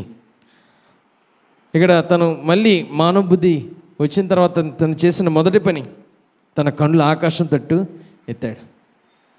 ఆకాశం వైపు చూసి చిరంజీవి సర్వోన్నతులకు దేవుణ్ణి స్తోత్రం చేసి గణపరిచి స్తుతించి తిని ఆయన్ని స్తుతించడం ప్రారంభించాడు. సర్వోన్నతుడు ఆయన నిజమైన రాజు, తరతరముల వరకు ఆయన రాజు అని తను గ్రహించాడు. ఆయన ఆధిపత్యం చిరకాలం వరకు, ఆయన రాజ్యం తరతరముల వరకు నున్నవి. ఈయన రాజు అని గర్వించాడు, నేనే చేశాను, నా వల్లే జరిగింది అనే భావన కలిగిన వాడు. తర్వాత 7 సంవత్సరాల తర్వాత మళ్ళీ క్షమాపణ కోరుతూ, నన్ను క్షమించు అని కోరుతూ ఆకాశం తట్టు తన కన్నులెత్తి ఆయన్ని స్తుతించాడు. నిజమైన దేవుడు ఎవరు అనేది తను గ్రహించాడు. ఆ స్థితి వరకు మనం వెళ్ళకూడదు. దేవుడు మళ్ళీ క్షమించాడు కదా, బాగుంది అనుకోకుంటే మరి ఉన్న మధ్యలో 7 సంవత్సరాలు ఎలాంటి పరిస్థితులు ఉన్నారు అన్నది ఆలోచించాలి. దేవుడు క్షమించాడు, కొంత కన్నులెత్తి యెహోవాని స్తుతించాడు, అంతవరకు చాలా బాగుంది, స్తుతించాడు. కానీ తనకు వచ్చిన గర్వం, విజయాన్ని చూస్తే వెంటనే కుష్ఠరోగం వచ్చింది. నెబుకద్నెజర్ని చూస్తే తనకు హెచ్చరించాడు. మనల్ని కూడా దేవుని వాక్యం ద్వారా కానీ మన పరిస్థితులు దేవుడు మనల్ని కూడా ప్రతిదినము హెచ్చరిస్తున్నాడు. మనం జాగ్రత్తగా ఉండాలి. మనం నెబుకద్నెజరు వలె దాన్ని చులకనగా చూడకుండా మనం విధేయత చూపిస్తే దేవుడి యొక్క ఆశీర్వాదం మనం పొందుకుంటాం. ఈ అహంకారము గర్వం గల వారి స్వభావం ఎలాగుంటుందో కొన్ని చెప్తాను. ఇందులో ఏదున్నా సరే మనం సరి చేసుకోవాలి. మొదటిది entitlement. Who is the greatest? ఎవరు గొప్ప, నేనే గొప్ప అనే ఫీలింగ్లో వారు ఉంటారు. We feel like we deserve people praise. ప్రజలందరూ నన్ను పొగడాలి అనే భావన కలిగి ప్రతి ఒక్కరూ ఉంటాం. We think we are better than we are. మనం ఉన్నదానికన్నా మనం చాలా గొప్ప అనే ఫీల్తో ఉంటారు. రెండోది ఇంగ్రాటిట్యూడ్, చేసిన మేలు మరవడం. ఆయన థ్యాంక్ఫుల్, వందనాలు చెప్పడం కానీ థ్యాంక్ యూ చెప్పడం కానీ ఏమి ఉండదు. వారు చేసిన మేలు మరవడం. ఎవరు చేసినా సరే, దేవుడు చేసినా మానవులు చేసినా అవేం వారు పట్టించుకోరు, అవన్నీ మర్చిపోతారు. అది కూడా అహంకారమే. పీపుల్ ప్లీజింగ్, ఇది చాలా కష్టమైనది. Self worship, fearing man more than God, దేవుని కన్నా చుట్టుపక్కల ఉన్న వారికి భయపడడం. దేవునికి భయపడడం కన్నా, ఎందుకంటే ఆ కాలంలో చూస్తే వెంటనే కుష్ఠరోగం వచ్చింది, వెంటనే అలా పడిపోయారు, జంతువుల్లా మారిపోయారు. కానీ ఇప్పుడు చూస్తే అదేం మనకు కనిపించట్లేదు. ఇప్పుడు మనకు కనిపించిందంతా, ఇప్పుడు మనం ఇలా ప్రవర్తిస్తే వాడు మనల్ని ఏదో అంటాడు, ఏదో చేస్తారు. కాబట్టి మనం వాడికి విధేయత కలిగి ఉండాలి, దేవునికి కాదు. ఎవడో ఏదో అనేస్తాడు, వాడు అవసరం మనకు ఉంది కాబట్టి మనం జాగ్రత్తగా ఉండాలి. దేవుని అవసరం మనకు లేదు కాబట్టి ఆయన దగ్గర ఎలాగున్నా మనకి పర్వాలేదు అనే ఆలోచనతో, ఆ ప్రవర్తనతో మనం జీవిస్తే అది చాలా భయంకరమైన పరిస్థితి, అహంకారం. పీపుల్ ప్లీజింగ్ వద్దు. చుట్టూ ఉన్నవారిని వాళ్ళని మెప్పించడంలో మనం జీవించకండి. మనం మెప్పించాల్సింది, మనం లోబడాల్సింది దేవుణ్ణి మాత్రమే. ఆయన్ని మెప్పిస్తే, ఆయన వెంబడిస్తే, ఆయన మహింపరిస్తే మిగతావన్నీ ఆటోమేటిక్గా అవి వస్తాయి. నాలుగోది ప్రేయర్లెస్నెస్, ప్రార్థన చేయకపోవడం, ప్రార్థనా జీవితం లేకపోవడం. నిత్యం మనం ప్రార్థన చేస్తున్నాం కదా అని అనుకుంటాం, కానీ కొన్నిసార్లు అది అలవాట్లో మనం మర్చిపోతాం, అసలు ప్రార్థనే చేయం. చాలా బిజీ అయిపోయి ఆ ప్రార్థన చేయడానికి కూడా మనం మర్చిపోతాం. ఐదోది హిపోక్రసీ, కపటం, వంచన అలాంటి భావన కలిగి. You think you are better and holier than any other. నువ్వు చాలా గొప్ప, నువ్వు పరిశుద్ధుడు అనే భావన కలిగి ఉంటే, నీకన్నా పరిశుద్ధికి ఎవడు లేని భావన కలిగి ఉంటే అది కూడా అహంకారం, గర్వం కింద వస్తుంది. ఆరోది రెబెలియన్, తిరుగుబాటుతనం. దేవుని వాక్యానికి తిరుగుబాటుతనం, దేవుని చిత్తానికి తిరుగుబాటుతాం. అలాగే spiritual leaders as place in our, అలాగే ఆత్మీయ తల్లిదండ్రులని మన ఆత్మీయంగా నడిపించేవారు, మన జీవితాల్లో ఉంచిన వారికి తిరుగుబాటు చేయడం కూడా, వాళ్ళకి కూడా చులకనగా చూడడం, వారి వెనకాల మాట్లాడడం, ఏదైనా సరే అది తిరుగుబాటుతనమే, రెబెలియనే. కాబట్టి ఇవేది ఉన్నా సరే అది అహంకారం, గర్వం, వాటి లెక్కలోనే వస్తుంది. కాబట్టి మనం చాలా జాగ్రత్తగా మనం ప్రవర్తించాలి. కానీ ప్రభువు చెప్పింది, ప్రభువుకి ఇష్టమైనది విధేయత కలిగి ఉండడం. అహంకారులు అంటే ఆయనకి అస్సలు ఇష్టం. చాలా కోపం, ఎంత కోపం అంటే పూర్తిగా వెంటనే నాశనం చేయాలంత కోపం ఆయనకి. మీ ముందు ఎవరైనా గర్వంగా తిరిగారు అనుకోండి, మీకు ఎలాగుంటుంది? మనకే కాలుతున్నప్పుడు వారి జీవితంలో మనం ఏమీ చేయలేదు, కానీ వాడిని అంత గర్వంగా ఎందుకని అంత గర్వం అనే కోపం మనకు వస్తుంది. కానీ మనం సృష్టించిన వాడు, ఆయన ద్వారానే మనం పొందుకున్నప్పుడు ఆయన ముందే మనం గర్వంగా ప్రవర్తిస్తే ఆయన కోపం రావడంలో తప్పేమీ లేదు. కాబట్టి మనం చాలా జాగ్రత్తగా ఉండాలి. మనం చేయాల్సింది ఆయన యందు విధేయత కలిగి ఉండాలి. యాకోబు 4:10లో ఉన్నట్టు, ప్రభు దృష్టికి మిమ్మల్ని మీరు తగ్గించుకున్నాడు, అప్పుడు ఆయన మిమ్మల్ని హెచ్చించును. మనల్ని మనం తగ్గించుకోవాలి, అప్పుడు ఆయన మనల్ని హెచ్చిస్తాడు. మనం హెచ్చించుకుంటే, ఆయన మనల్ని తగ్గిస్తే అది వేరే రీతిలో ఉంటుంది.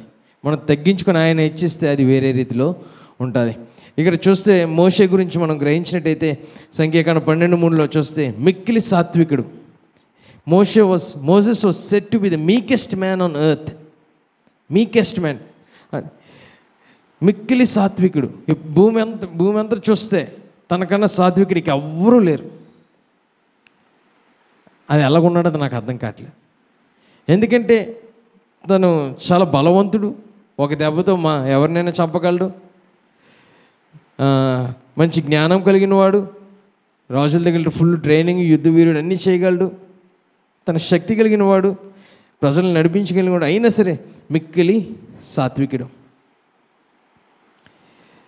చాలాసార్లు మనం ఆ సాత్వికము కానీ ఆ విధేయత చూసినప్పుడు మనకు చాలాసార్లు అందరి దగ్గర చులకనైపోతామేమో, అందరూ మనల్ని చాలా చిన్న చూపు చూస్తారేమో అన్న భావన మనకు కలుగుతుంది. ఒకవేళ మోషేని మీరు అలా చూడగలుగుతారా? ఎవరైనా చూడగలరా? మోషే వీకా, బలహీనుడా? కాదు, ఏ రీతిలోని కాదు. కానీ ఇక్కడ చూస్తే కొన్నిసార్లు మనం విధేయతని కొంతమంది మరి ఎక్కువ విధేయత చూపిస్తారు. అప్పుడు మనకు తెలిసిపోతుంది వాళ్ళు ఎవరు చేస్తున్నారని, నిజం కాదని. కొన్నిసార్లు అయ్యగారు ఏంటి అంటారు, వెనకాలకి వెళ్ళి మన గురించి మాట్లాడతారు. అది మనకు తెలిసిపోతుంటుంది, అది యాక్షనే. కానీ రియాలిటీ మనం బయట వేషాన్ని చూస్తాం, కానీ దేవుడు మన హృదయాన్ని చూస్తాడు. లోపల మనం ఎంత అహంగా ఉన్నామో అనేది ఆయన చూస్తారు, ఎంత విధేయతగా ఉన్నామో అనేది ఆయన తెలుస్తుంది. మన లోపల ఏముందో అది బయటకు వస్తుంది. ఇక మనం బాగా యాక్టింగ్ ఎక్కువ అయిపోయి ఎక్కువ విధేయత చూపించేస్తాం, కానీ ఆయన చూసినప్పుడు ఆయన లోపల దాన్ని బట్టి ఆయన శిక్షిస్తాడు, ఆయన బట్టి ఆయన ఆస్వాదిస్తాడు. కాబట్టి మనం చాలా జాగ్రత్తగా మనం ఉండాలి, విధేయత కలిగి ఉండాలి. ప్రభు దృష్టికి మిమ్మల్ని మీరు తగ్గించుకుంటూ మనం ఉండాలి, మనల్ని మనం తగ్గించుకోవాలి, అప్పుడు ఆయన మనల్ని హెచ్చిస్తాడు. మోషే ఆ విధంగానే తను జీవించాడు.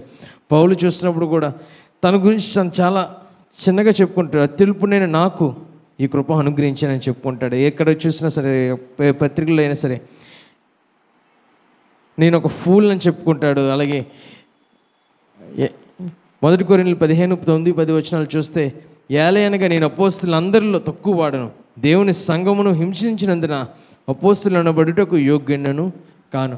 నేను యోగ్యుని కాదు, నన్ను అపోస్తులుగా ఆయన చేశాడు. ఎందుకంటే నేను సంఘమును హింసించాను, సంఘానికి వ్యతిరేకంగా చేశాను, క్రీస్తుకు వ్యతిరేకంగా నేను జీవించాను, దేవునికి వ్యతిరేకంగా నేను జీవించాను. కానీ తర్వాత ఆయన నిజం తెలుసుకున్న తర్వాత, నిజమైన దేవుడు ఎవరో తెలుసుకున్న తర్వాత విధేయత చూపించాడు, తనకు తగ్గించుకున్నాడు. విధేయత చూపించిన తర్వాత దేవుడు తనని ఆస్వాదించాడు. తన ద్వారా అనేకమైన సంఘాలు, అనేక మంది రక్షణలోకి వచ్చారు. క్రీస్తుకు వ్యతిరేకంగా పనిచేస్తున్న వాడే క్రీస్తు కొరకు పనిచేసిన రీతిలో దేవుడు తనని ఆస్వాదించాడు. వీళ్ళు ఇక్కడ చూస్తే మోషే గురించి కానీ, పౌలు గురించి కానీ, వీళ్ళ గురించి చెప్పినప్పుడు దేవుని ఆయన విధేయత మనకు చూపిస్తుంది. వీళ్ళెవరూ వీక్ కాదు, బలహీనలు కాదు, చాలా బలవంతులు, చాలా జ్ఞానం కలిగిన వారు, ఎంతో శక్తిమంతులు. అయినా సరే దేవుని యందు వారు విధేయత కలిగి ఉంటున్నారు. ఇక్కడ యోసియా కానీ, నెబుకద్నెజర్ కానీ చూసినప్పుడు వారు రాజులు, వాళ్ళు గర్వం రాగానే దేవుడు వాళ్ళని తగ్గించాడు. మనం గ్రహించాలి, ఈరోజు వీరిలాగా మనం మంచి పేరు కలిగి ఉంటాం. ఇక్కడ చూస్తే బైబిల్లో వీరి గురించి మంచిగా చెప్పుకుంటున్నాం, వారి గురించి మనం చెడుగా చెప్పుకుంటున్నాం. వారిలాగా ఉండకూడదని చెప్పుకుంటున్నాం, వీరిలాగా ఉండాలని చెప్తున్నాం. మన గురించి ప్రజలందరూ వీళ్ళలాగా ఉండాలా, వీళ్ళలాగా ఉండకూడదా అని దేని గురించి మన గురించి చెప్తారు అనేది మనం ఆలోచించాలి. అది మనం గ్రహించవలసిందిగా మనం చేస్తున్నాం. అలాగే దావీదు చూస్తున్నప్పుడు కీర్తనలు ఎక్కడైనా సరే, దావీదు గొలియాదుని చంపాను, అక్కడ మేము సెలబ్రేట్ చేసుకున్నాం, పండగ చేసుకున్నాం, ఆనందించామని ఎక్కడ రాయలేదు ఏ కీర్తనలోని. కానీ దావీదు చూస్తే బెత్షెబా చేసిన పాపం 57 కీర్తనలు చూస్తే బెత్షెబా చేసిన పాపం గురించి రాశాడు. అలాగే తన క్షమాపణ చేసిన పాపం, వాటన్నిటి గురించి అక్కడ రాశాడు. కానీ తన సాధించింది గొలియాదుని చంపడం కానీ, సింహాలను చంపడం కానీ అవేం అక్కడ తను ఎక్కువగా చేయలేదు. దేవుని స్తుతించడం, దేవుని ఆరాధించడం, దేవుని మీద ఆధారపడడం మీదే కీర్తన అంతా ఉంటుంది. నిత్యము దేవుని ఆధారపడడం, ఏ స్థితిలో ఉన్నా సరే దేవుని మీద ఆధారపడుతూ దావీదు జీవించాడు. ఇక్కడ చూస్తే మనం కాబట్టి మీదేది చూపించడం, మీరేం తక్కువైపోయారు, మీరేం చులకనైపోయారు, దానివల్ల మీరేం వీక్ కాదు, మీరు బలవంతుడే. దేవుని దృష్టి మీరు చాలా గొప్పవారు, మిమ్మల్ని దేవుడు ఆస్వాదిస్తాడు. ఈ దినము మీ ముందు 2 ప్రశ్నలు వేయాలనుకుంటున్నాను. Every one of us has 2 choices. 2 చాయిస్లు మీకు వచ్చాయి. We can humble ourselves so God can exalt us for His glory. మనం తగ్గించుకుంటే దేవుని హెచ్చించడానికి, దేవుడు మనల్ని హెచ్చించడానికి అవకాశం ఉంటుంది. లేదా ఇంకోటి, we can exalt ourselves and God will humble us. మనం హెచ్చించుకుంటే దేవుడు మనల్ని తగ్గిస్తాడు. రెండిట్లో ఏది తీసుకుంటారు? 2 నిర్ణయాలు తీసుకోండి, రెండిట్లో ఒకటి. Multiple choices. దేవుడు మనల్ని హెచ్చించడానికి ఇష్టపడతామా, లేకపోతే మనమే హెచ్చిస్తే దేవుడు మనల్ని తగ్గించడానికి ఇష్టపడతాం అనేది మీకు ముందున్న 2 చాయిసెస్. నేను ఈ వాక్యాన్ని చదివి ముగిస్తాను. ఫిలిప్పీలు 2:1-11 11-16 వరకు వెళ్తాను. 16 వచనాలు, 2వ వచనం నేను చదువుతాను. ఇక్కడ ఫిలిప్పీ సంఘానికి రాస్తున్న లేక, పౌలు రాస్తున్న లేక, మీరు ఏక మనసునగునట్లు ఏక ప్రేమ కలిగి ఏక భావము గలవారుగా ఉండి ఒకదాని యందే మనసుంచుచు నా సంతోషం సంపూర్ణం చేయుడి. కక్ష చేతనైనను వృధాతిశయం చేతనైనను ఏమి చేయక వినయమైన మనసు గలవారే ఒకరినొకడు తనకంటే యోగ్యుడని ఎంచుచు మీలో ప్రతివాడును తన సొంత కార్యములను మాత్రమే గాక ఇతరుల కార్యములను కూడా చూడవలెను. ఇక్కడ చూస్తే కక్షజాతినైనా కానీ వృధాతిశయం చేతనైనా కానీ ఏమీ చేయక వినయమైన మనసు గలవారి ఒకరినొకడు తనకంటే యోగ్యుడని ఎంచుకోండి. ఒకరినొకరు మీరు మీకంటే యోగ్యుడు అని గ్రహించాలి. మీకన్నా కొంచెం వాళ్ళు కూడా యోగ్యులని మనం గ్రహించాలి. ఏ కక్ష కానీ ఎటువంటి కక్ష కానీ వృధాతిశయం కానీ ఏమీ మనం చూపించకూడదు. మీలో ప్రతివాడు తన సొంత కార్యములు మాత్రమే కాక ఇతరుల కార్యములను కూడా చూడవలను. మీ పనులు మీరు మాత్రమే కాకుండా ఇతరుల గురించి కూడా మీరు ఆలోచించేవారుగా మీరు ఉండాలి. ఇక్కడ క్రీస్తు గురించి చెప్తాడు. క్రీస్తు యేసునకు కలిగిన ఈ మనస్సు మీరును కలిగి ఉండేది. క్రీస్తు వలె మీరు కూడా ఉండాలని చెప్తున్నాడు. ఎలాగున్నారంటే ఆయన దేవుని స్వరూపమును కలిగిన వాడై ఉండి దేవునితో సమానంగా ఉండుట పెట్టకూడని భాగ్యం ఎంచుకొనలేదు. కానీ ఇక్కడ దేవుని స్వరూపం కలిగిన వాడై ఉన్నాడు. ఇక్కడ క్రీస్తు చూస్తే దేవుని స్వరూపం కలిగిన వాడే ఉన్నాడు, దేవునితో సమానంగా ఉన్నాడు. కానీ వాటన్నిటిని విడిచిపెట్టకూడదని భాగ్యం ఎంచుకోలేదు. వాటిని విడిచిపెట్టాలి అనే భావం తను పూర్తిగా విడిచిపెట్టాడు. క్రీస్తు తన దైవత్వాన్ని విడిచిపెట్టాడు. తన దేవునితో సమానాన్ని తనకన్నా తక్కువగా తను దించుకున్నాడు. మనుషులు పోలికలు పుట్టి దాసుని స్వరూపమును ధరించుకొని తను తానే రిక్తునని చేసుకున్నాను. మరియు ఆయన ఆకారమందు మనుషుడిగా కనబడి మరణం పొందినంతగా అనగా శిలువ మరణం పొందినంతగా విధేయత చూపిన వాడే తాను తగ్గించుకున్నాడు. మన కొరకు ఆయన శిలువలో మరణించినంతగా ఆయన తగ్గించుకున్నాడు. ఒక రాజుగా తను పూర్తిగా తగ్గించుకొని విధేయత చూపించాడు. ఎందుకంటే మన కొరకు ఎవరికి చూపించాడు విధేయత? తండ్రి ఆయన చిత్తాన్ని నెరవేర్చడం కోసం క్రీస్తు తన విధేయత చూపించాడు. ఎంతగా అంటే శిలువ మరణించినంతగా.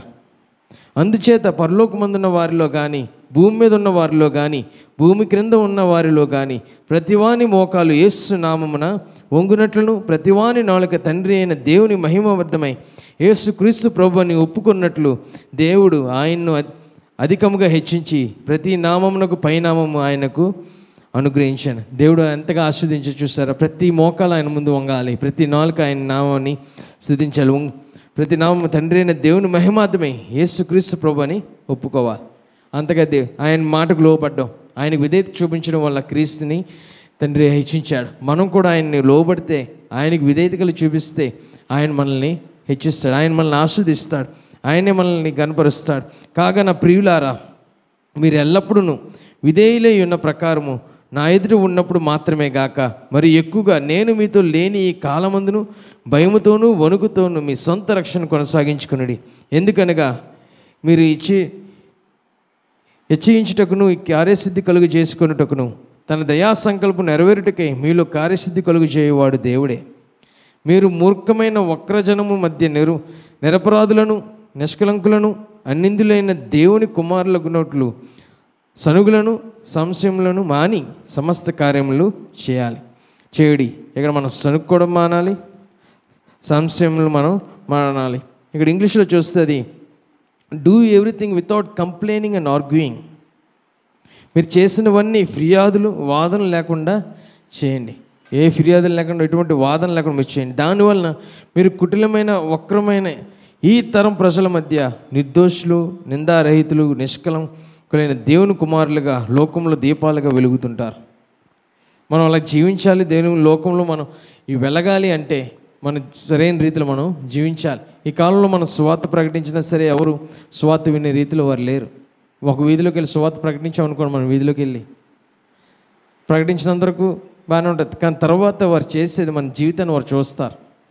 మనం ఎలా జీవిస్తున్నాం అనేది వారు చూస్తారు, మనం ఎలా ప్రవర్తిస్తున్నాం అనేది వారు చూస్తారు. దాని ప్రకారమే దేవుడు మనల్ని, దాని ప్రకారం వాళ్ళు దేవుని దగ్గరికి వస్తారు. మనం చెప్తాం, పాటలు పాడుతాం, ఆరాధన చేస్తాం, ప్రార్థన చేస్తాం, అంతా బాగానే ఉంది. కానీ తర్వాత మనలో మనం కొట్టించుకొని తిట్టించుకొని ఒకరంటే ఒకరు పడకుండా ఉంటే దానివల్ల ప్రయోజనం లేదు.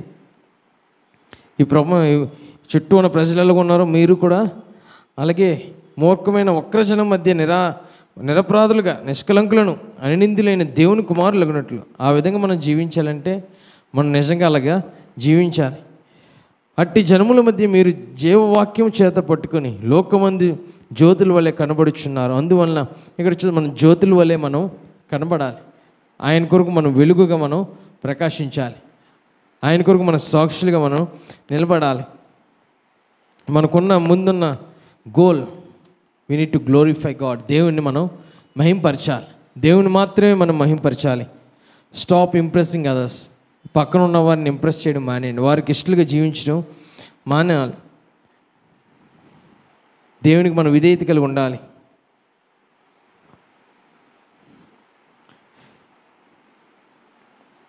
ప్రపంచం అంతా చూస్తే చాలా భయంకరం ఉంది, ఎక్కడికి వెళ్తుందో తెలియదు, ఏ పరిస్థితిలో ఏం జరుగుతుందో మనకి తెలియని పరిస్థితి. ఇప్పుడు మనం స్వేచ్ఛగా దేవుని ఆరాధిస్తున్నట్టు దేవుని కృప. కానీ తర్వాత కూడా ఇలాగే ఆరాధించాలి, మనం ప్రార్థన చేయాలి. ఆయన కొరకు మనం నిలబడేవారుగా మనం ఉండాలి. మనం ఉన్న ప్రదేశంలో ఆయన కొరకు సాక్షులుగా మనం నిలబడాలి, ఆయన కొరకు వెలుగుగా మనం ఉండాలి. మనం చూస్తే చర్చిలో ఒకలాగా ఉంటాం, బయట ఒకలాగా ఉంటాం. మనం చెప్తుంది ఒకటి, చేస్తుంది ఒకటి. ఈ మధ్యనే హాస్టల్ పిల్లలు కొంతమంది వచ్చారు, స్కూల్లో పుస్తకాలు వాటిని తీసుకోవడం కోసం వచ్చినప్పుడు అంత బాగుంది, చాలా ఆరోగ్యంగా కనిపించారు. కానీ వారిని చూస్తున్నప్పుడు అలా పైనుంచి కిందకి చూస్తే కాల్ దగ్గర నల్లగా కనిపించింది ఒకటి, వేయడం చూస్తే తాడు. ఎందుకు కట్టారో తెలియదు, దిష్టి కోసం, ఏ చెడు ఏటి పాడకుండా ఉండాలని. మీలో ఎంతమందికి ఉందో నాకు తెలియదు, ఒకసారి మీ కాల్ మీరు చూసుకోండి. దేన్ని నమ్ముతున్నారు, ఆ తాడునా లేకపోతే దేవుణ్ణా?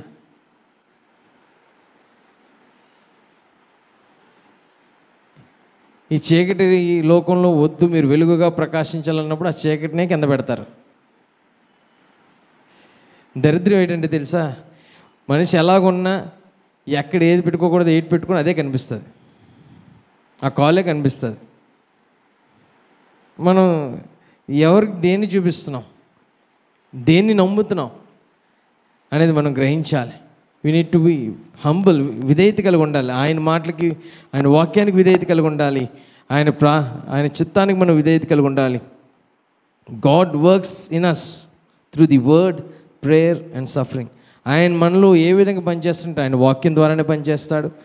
ఆయన ప్రార్థన చేయడం వల్ల మనలో పనిచేస్తుంది. ఆయన కొరకు నిలబడడం వల్ల ఆయన మనలో పనిచేస్తాడు. ఆ శక్తిని దేవుడు మనకు అనుగ్రహిస్తాడు. God fulfills His purpose in us as we receive and believe His word. ఆయన మన జీవితంలో తన చిత్తాన్ని ఎలా నెరవేరుస్తాడంటే అది మనం పొందుకొని దాని ప్రకారం అది నమ్మి మనం జీవిస్తే ఆయన యొక్క చిత్తాన్ని మన జీవితంలో నెరవేరుస్తాడు. ఆయన మాటను మనం నమ్మాలి, స్వీకరించాలి, దాన్ని అంగీకరించాలి, దాని యందు విశ్వాసం మనం ఉంచాలి. God works in and we work out. ఆయన మనలో పనిచేస్తాడు, మనం ఆయన కొరకు బయట పనిచేసేవారుగా మనం ఉండాలి. The example comes from Christ, the energy comes from the Holy Spirit, and the result is joy. ఎలా జీవించాలో, ఏ విధంగా నడవాలో క్రీస్తు ద్వారా మనకు తెలుస్తుంది.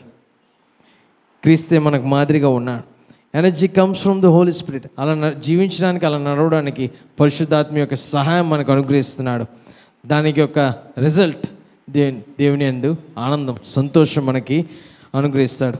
ఉదయకాల సమయంలో మనం చేయాల్సింది మనలో ఉన్న అహంకారాన్ని తొలగించాలి. దేవుని యందు విధేయత మనకు రావాలి.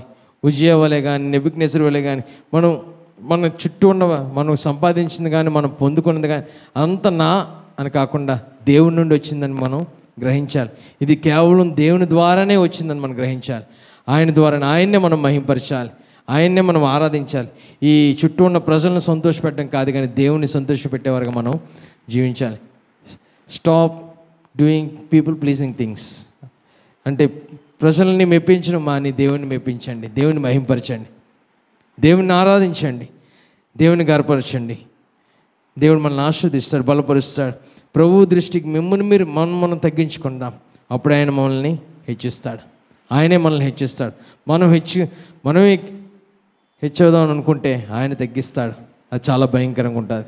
దయచేసి ఆ స్థితిలోకి మనం వెళ్ళకుండా ఉండడం కోసమే ఈ మాటలు మీకు చెప్తున్నాను. ఎంతవరకు మీరు విన్న వాక్యాన్ని బట్టి దేవుని పొందనాలు తెలియజేస్తున్నాను. అందరూ తల వంచండి, ప్రార్థన చేద్దాం.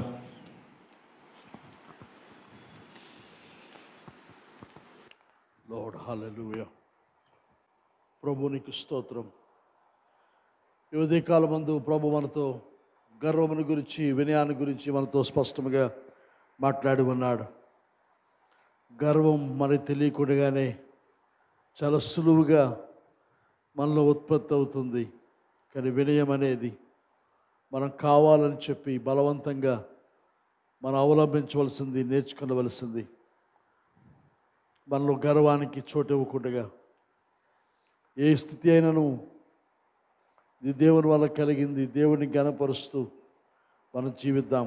ఉజ్జియా జకరియా యొక్క నడిపింపులో ఉన్నంత కాలం దేవుడు అతన్ని ఆశీర్వదించాడు.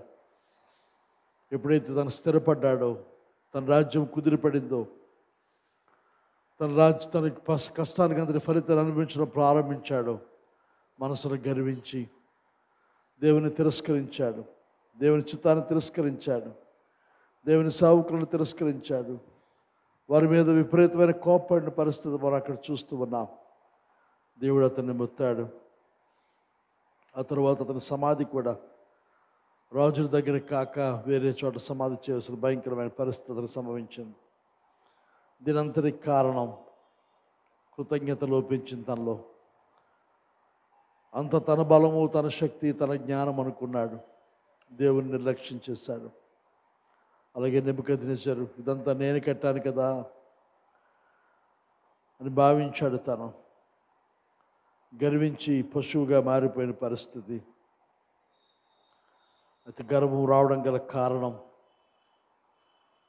ఆలోచిద్దాం. మనుషులు మనలను, నేను చేస్తుందని నన్ను పొగడాలి, నన్ను మెచ్చుకోవాలి, కృతజ్ఞత కలిగి ఉండాలని మనం ఆశిస్తున్నామా? నేను ఘనతకు అర్హుడిని, గొప్పతనానికి అర్హుడిని అనుకుంటున్నామా? మేలు పొంది కృతజ్ఞతను మర్చిపోయామా? మనుషులు మెప్పించే వారంగా ఉంటున్నామా? మనల్ని మనం ఆరాధించుకుంటూ ఉన్నామా? ప్రార్థనా జీవితాన్ని, భక్తిని వదిలేసామా? వేషధారణ, హిపోక్రసీ చేస్తూ ఉన్నామా? తిరుగుబాటు చేస్తూ ఉన్నామా? దేవుని ఎడల తిరుగుబాటు, దేవుని సేవకుల తిరుగుబాటు, సంఘ నాయకత్వాలు తిరుగుబాటు మనం చేస్తూ ఉన్నామా? ఇవన్నీ ఉన్నట్లయితే దాని అర్థం గర్వం. మోషే అత్యంత దీనుడు, అలాగే దావీదు, పౌలు, అన్నిటికంటే మిన్నగా మన ప్రభువైన యేసుక్రీస్తు, ఆయనకంటే దీనుడు మరొకరు లేరు. దేవుడై ఉండి మన నిమిత్తమే తగ్గించుకున్నాడు ఆయన. ఈ దినమందు మనకు మాదిరి ప్రభువైన యేసుక్రీస్తు. వినయం కలిగి జీవించడానికి మనకు బలమిచ్చేది దేవుని యొక్క పరిశుద్ధాత్మ. దాని పర్యవసానం ఆనందం, నిత్యత్వానికి ఆనందం. గర్విష్ఠులు ఎదిరించే, అహంకారం ఎదిరించేవాడు ఆయన. దేవుని యొక్క సంగమా, అహంకారం చాలా సులువుగా వస్తుంది. దానికి మనం లోనవ్వద్దు. కావాలని చెప్పి వినయంగా ఉందాం. వేషధారణ వద్దు, నిజముగా వినయంగా ఉందాం. దేవా, వినయాన్ని నాకు నేర్పించిన దేవుని సన్నిధిలో అడుగుదాం. లోబడి జీవిద్దాం, తగ్గించుకొని ఉందాం. తగిన కాలం ముందు ప్రభు మనల్ని హెచ్చిస్తాడు.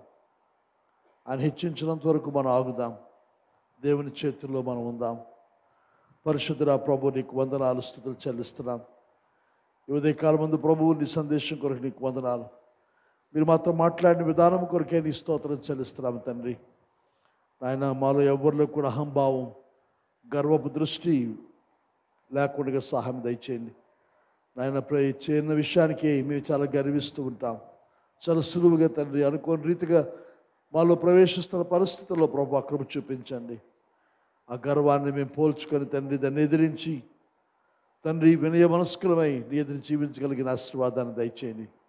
ఉజ్జియా వలె కాకుండా ప్రభు, నెబుకద్నెజరు వలె కాకుండా ప్రభు, ఆయన దావీదు వలె ప్రభా నేను ఉండగలిగిన కృప మీరు మాకు అనుగ్రహించవలసి అనుకుంటున్నాం. ప్రభు మోషే వలె, అలాగే పౌలు వలె ప్రభు, అన్నిటికంటే మిన్నగా నీ కుమారుడైన క్రీస్తు వలె మమ్మల్ని మేము తగ్గించుకొని తండ్రి వినయ మనస్కులమై ప్రభు మీకు లోబడి జీవించగల వారంగా ఉండగలిగిన సహాయం దయచేయండి. వినయంగా ఉండడం కొరకు కావలసిన బలమైన శక్తిని నీ పరిశుద్ధ ఆత్మ ద్వారా మీరు మాకు అనుగ్రహించండి తండ్రి. వినయమైన మనస్సును తండ్రి, క్రీస్తు కలిగిన మనస్సు ప్రభు మీరు మాకు అనుగ్రహించమని ప్రార్థిస్తూ ఉన్నా ప్రభు. సహాయం దయచేయండి తండ్రి. మా యందు మీ చిత్తాన్ని నెరవేర్చుకోండి. కూడి వచ్చిన సంఘం అంతటి మీరు ఆశీర్వదించండి తండ్రి. ఈ వాక్యం ప్రతి హృదయమందు ఫలింపచేయవలసి అనుకుంటున్నా ప్రభు. ఇంతో నీ సందేశం ఇచ్చిన దాసుని కొరకు నీకు వందనాలు. బిడ్డ బలపరచండి తండ్రి, నీ ఆత్మతో అభిషేకించండి. నీ కొరకు ఇంకను బలమైన సాధనంగా ప్రయోజనపరచుకోండి తండ్రి. నేను ఇక్కడ మందిరంలో మాత్రమే కాకుండా యూట్యూబ్ ద్వారా ఈ సందేశం వింటున్న వారందరికీ కూడా తండ్రి ఆత్మీయమైన మేలు, దీవెన అనుగ్రహించండి తండ్రి. దినమందు సన్నిధి రాలేకపోయిన వారిని కూడా వ్యస్తాలకు అప్పగించుకుంటున్నప్పుడు వారు వింటుండగా వారికి సహాయం దయచేయండి. త్వరలో అందరము కలిసి స్వేచ్ఛగా, స్వతంత్రంగా, సంతోషంగా ఆరాధించగల భాగ్యం దయచేయండి. ఇంకా అనేక చోట్ల తండ్రి మందిరాలు తెరవబడని పరిస్థితులు ఉంటుండగా ప్రభు కృప చూపించండి. త్వరలో మందిరాలు కూడా తెరవబడగలటకు అందరము కలిసి ఆయన నన్ను అందముగా కూడుకొనగలిగిన ఆశీర్వాదాన్ని మీరు దయచేయండి. దినమంతటి కొరకు నీ స్తుతులు చెల్లిస్తూ వచ్చిన ప్రతి బిడ్డపై నీ ఆత్మీయ ఆశీర్వాదాన్ని కృపణ చేస్తూ వాళ్ళకు సంఘమంతటిని మీరు దీవించండి. వాళ్ళు మీకు కలుసుకునే పర్యంతం ప్రభు మీ ఆశీర్వాదం చేత మమ్మల్ని నింపి నడిపించవలసి బ్రతమాలుకుంటూ యేసునామమున నడుచున్నాము తండ్రి, ఆమేన్. ఇప్పుడు మన తండ్రి అయిన దేవుని యొక్క ప్రేమ, కుమారుడైన యేసుక్రీస్తు కృప, పరిశుద్ధాత్మక సహాయము సహవాసము సన్నిధి కూడొచ్చి మనకు నన్ను ప్రేమిస్తున్న సకల పరిశుద్ధులకు ఆయన రాకడ పర్యంతము సదా తోడై ఉండి నడిపించును కాక. ఆమేన్. అందరికీ వందనాలు.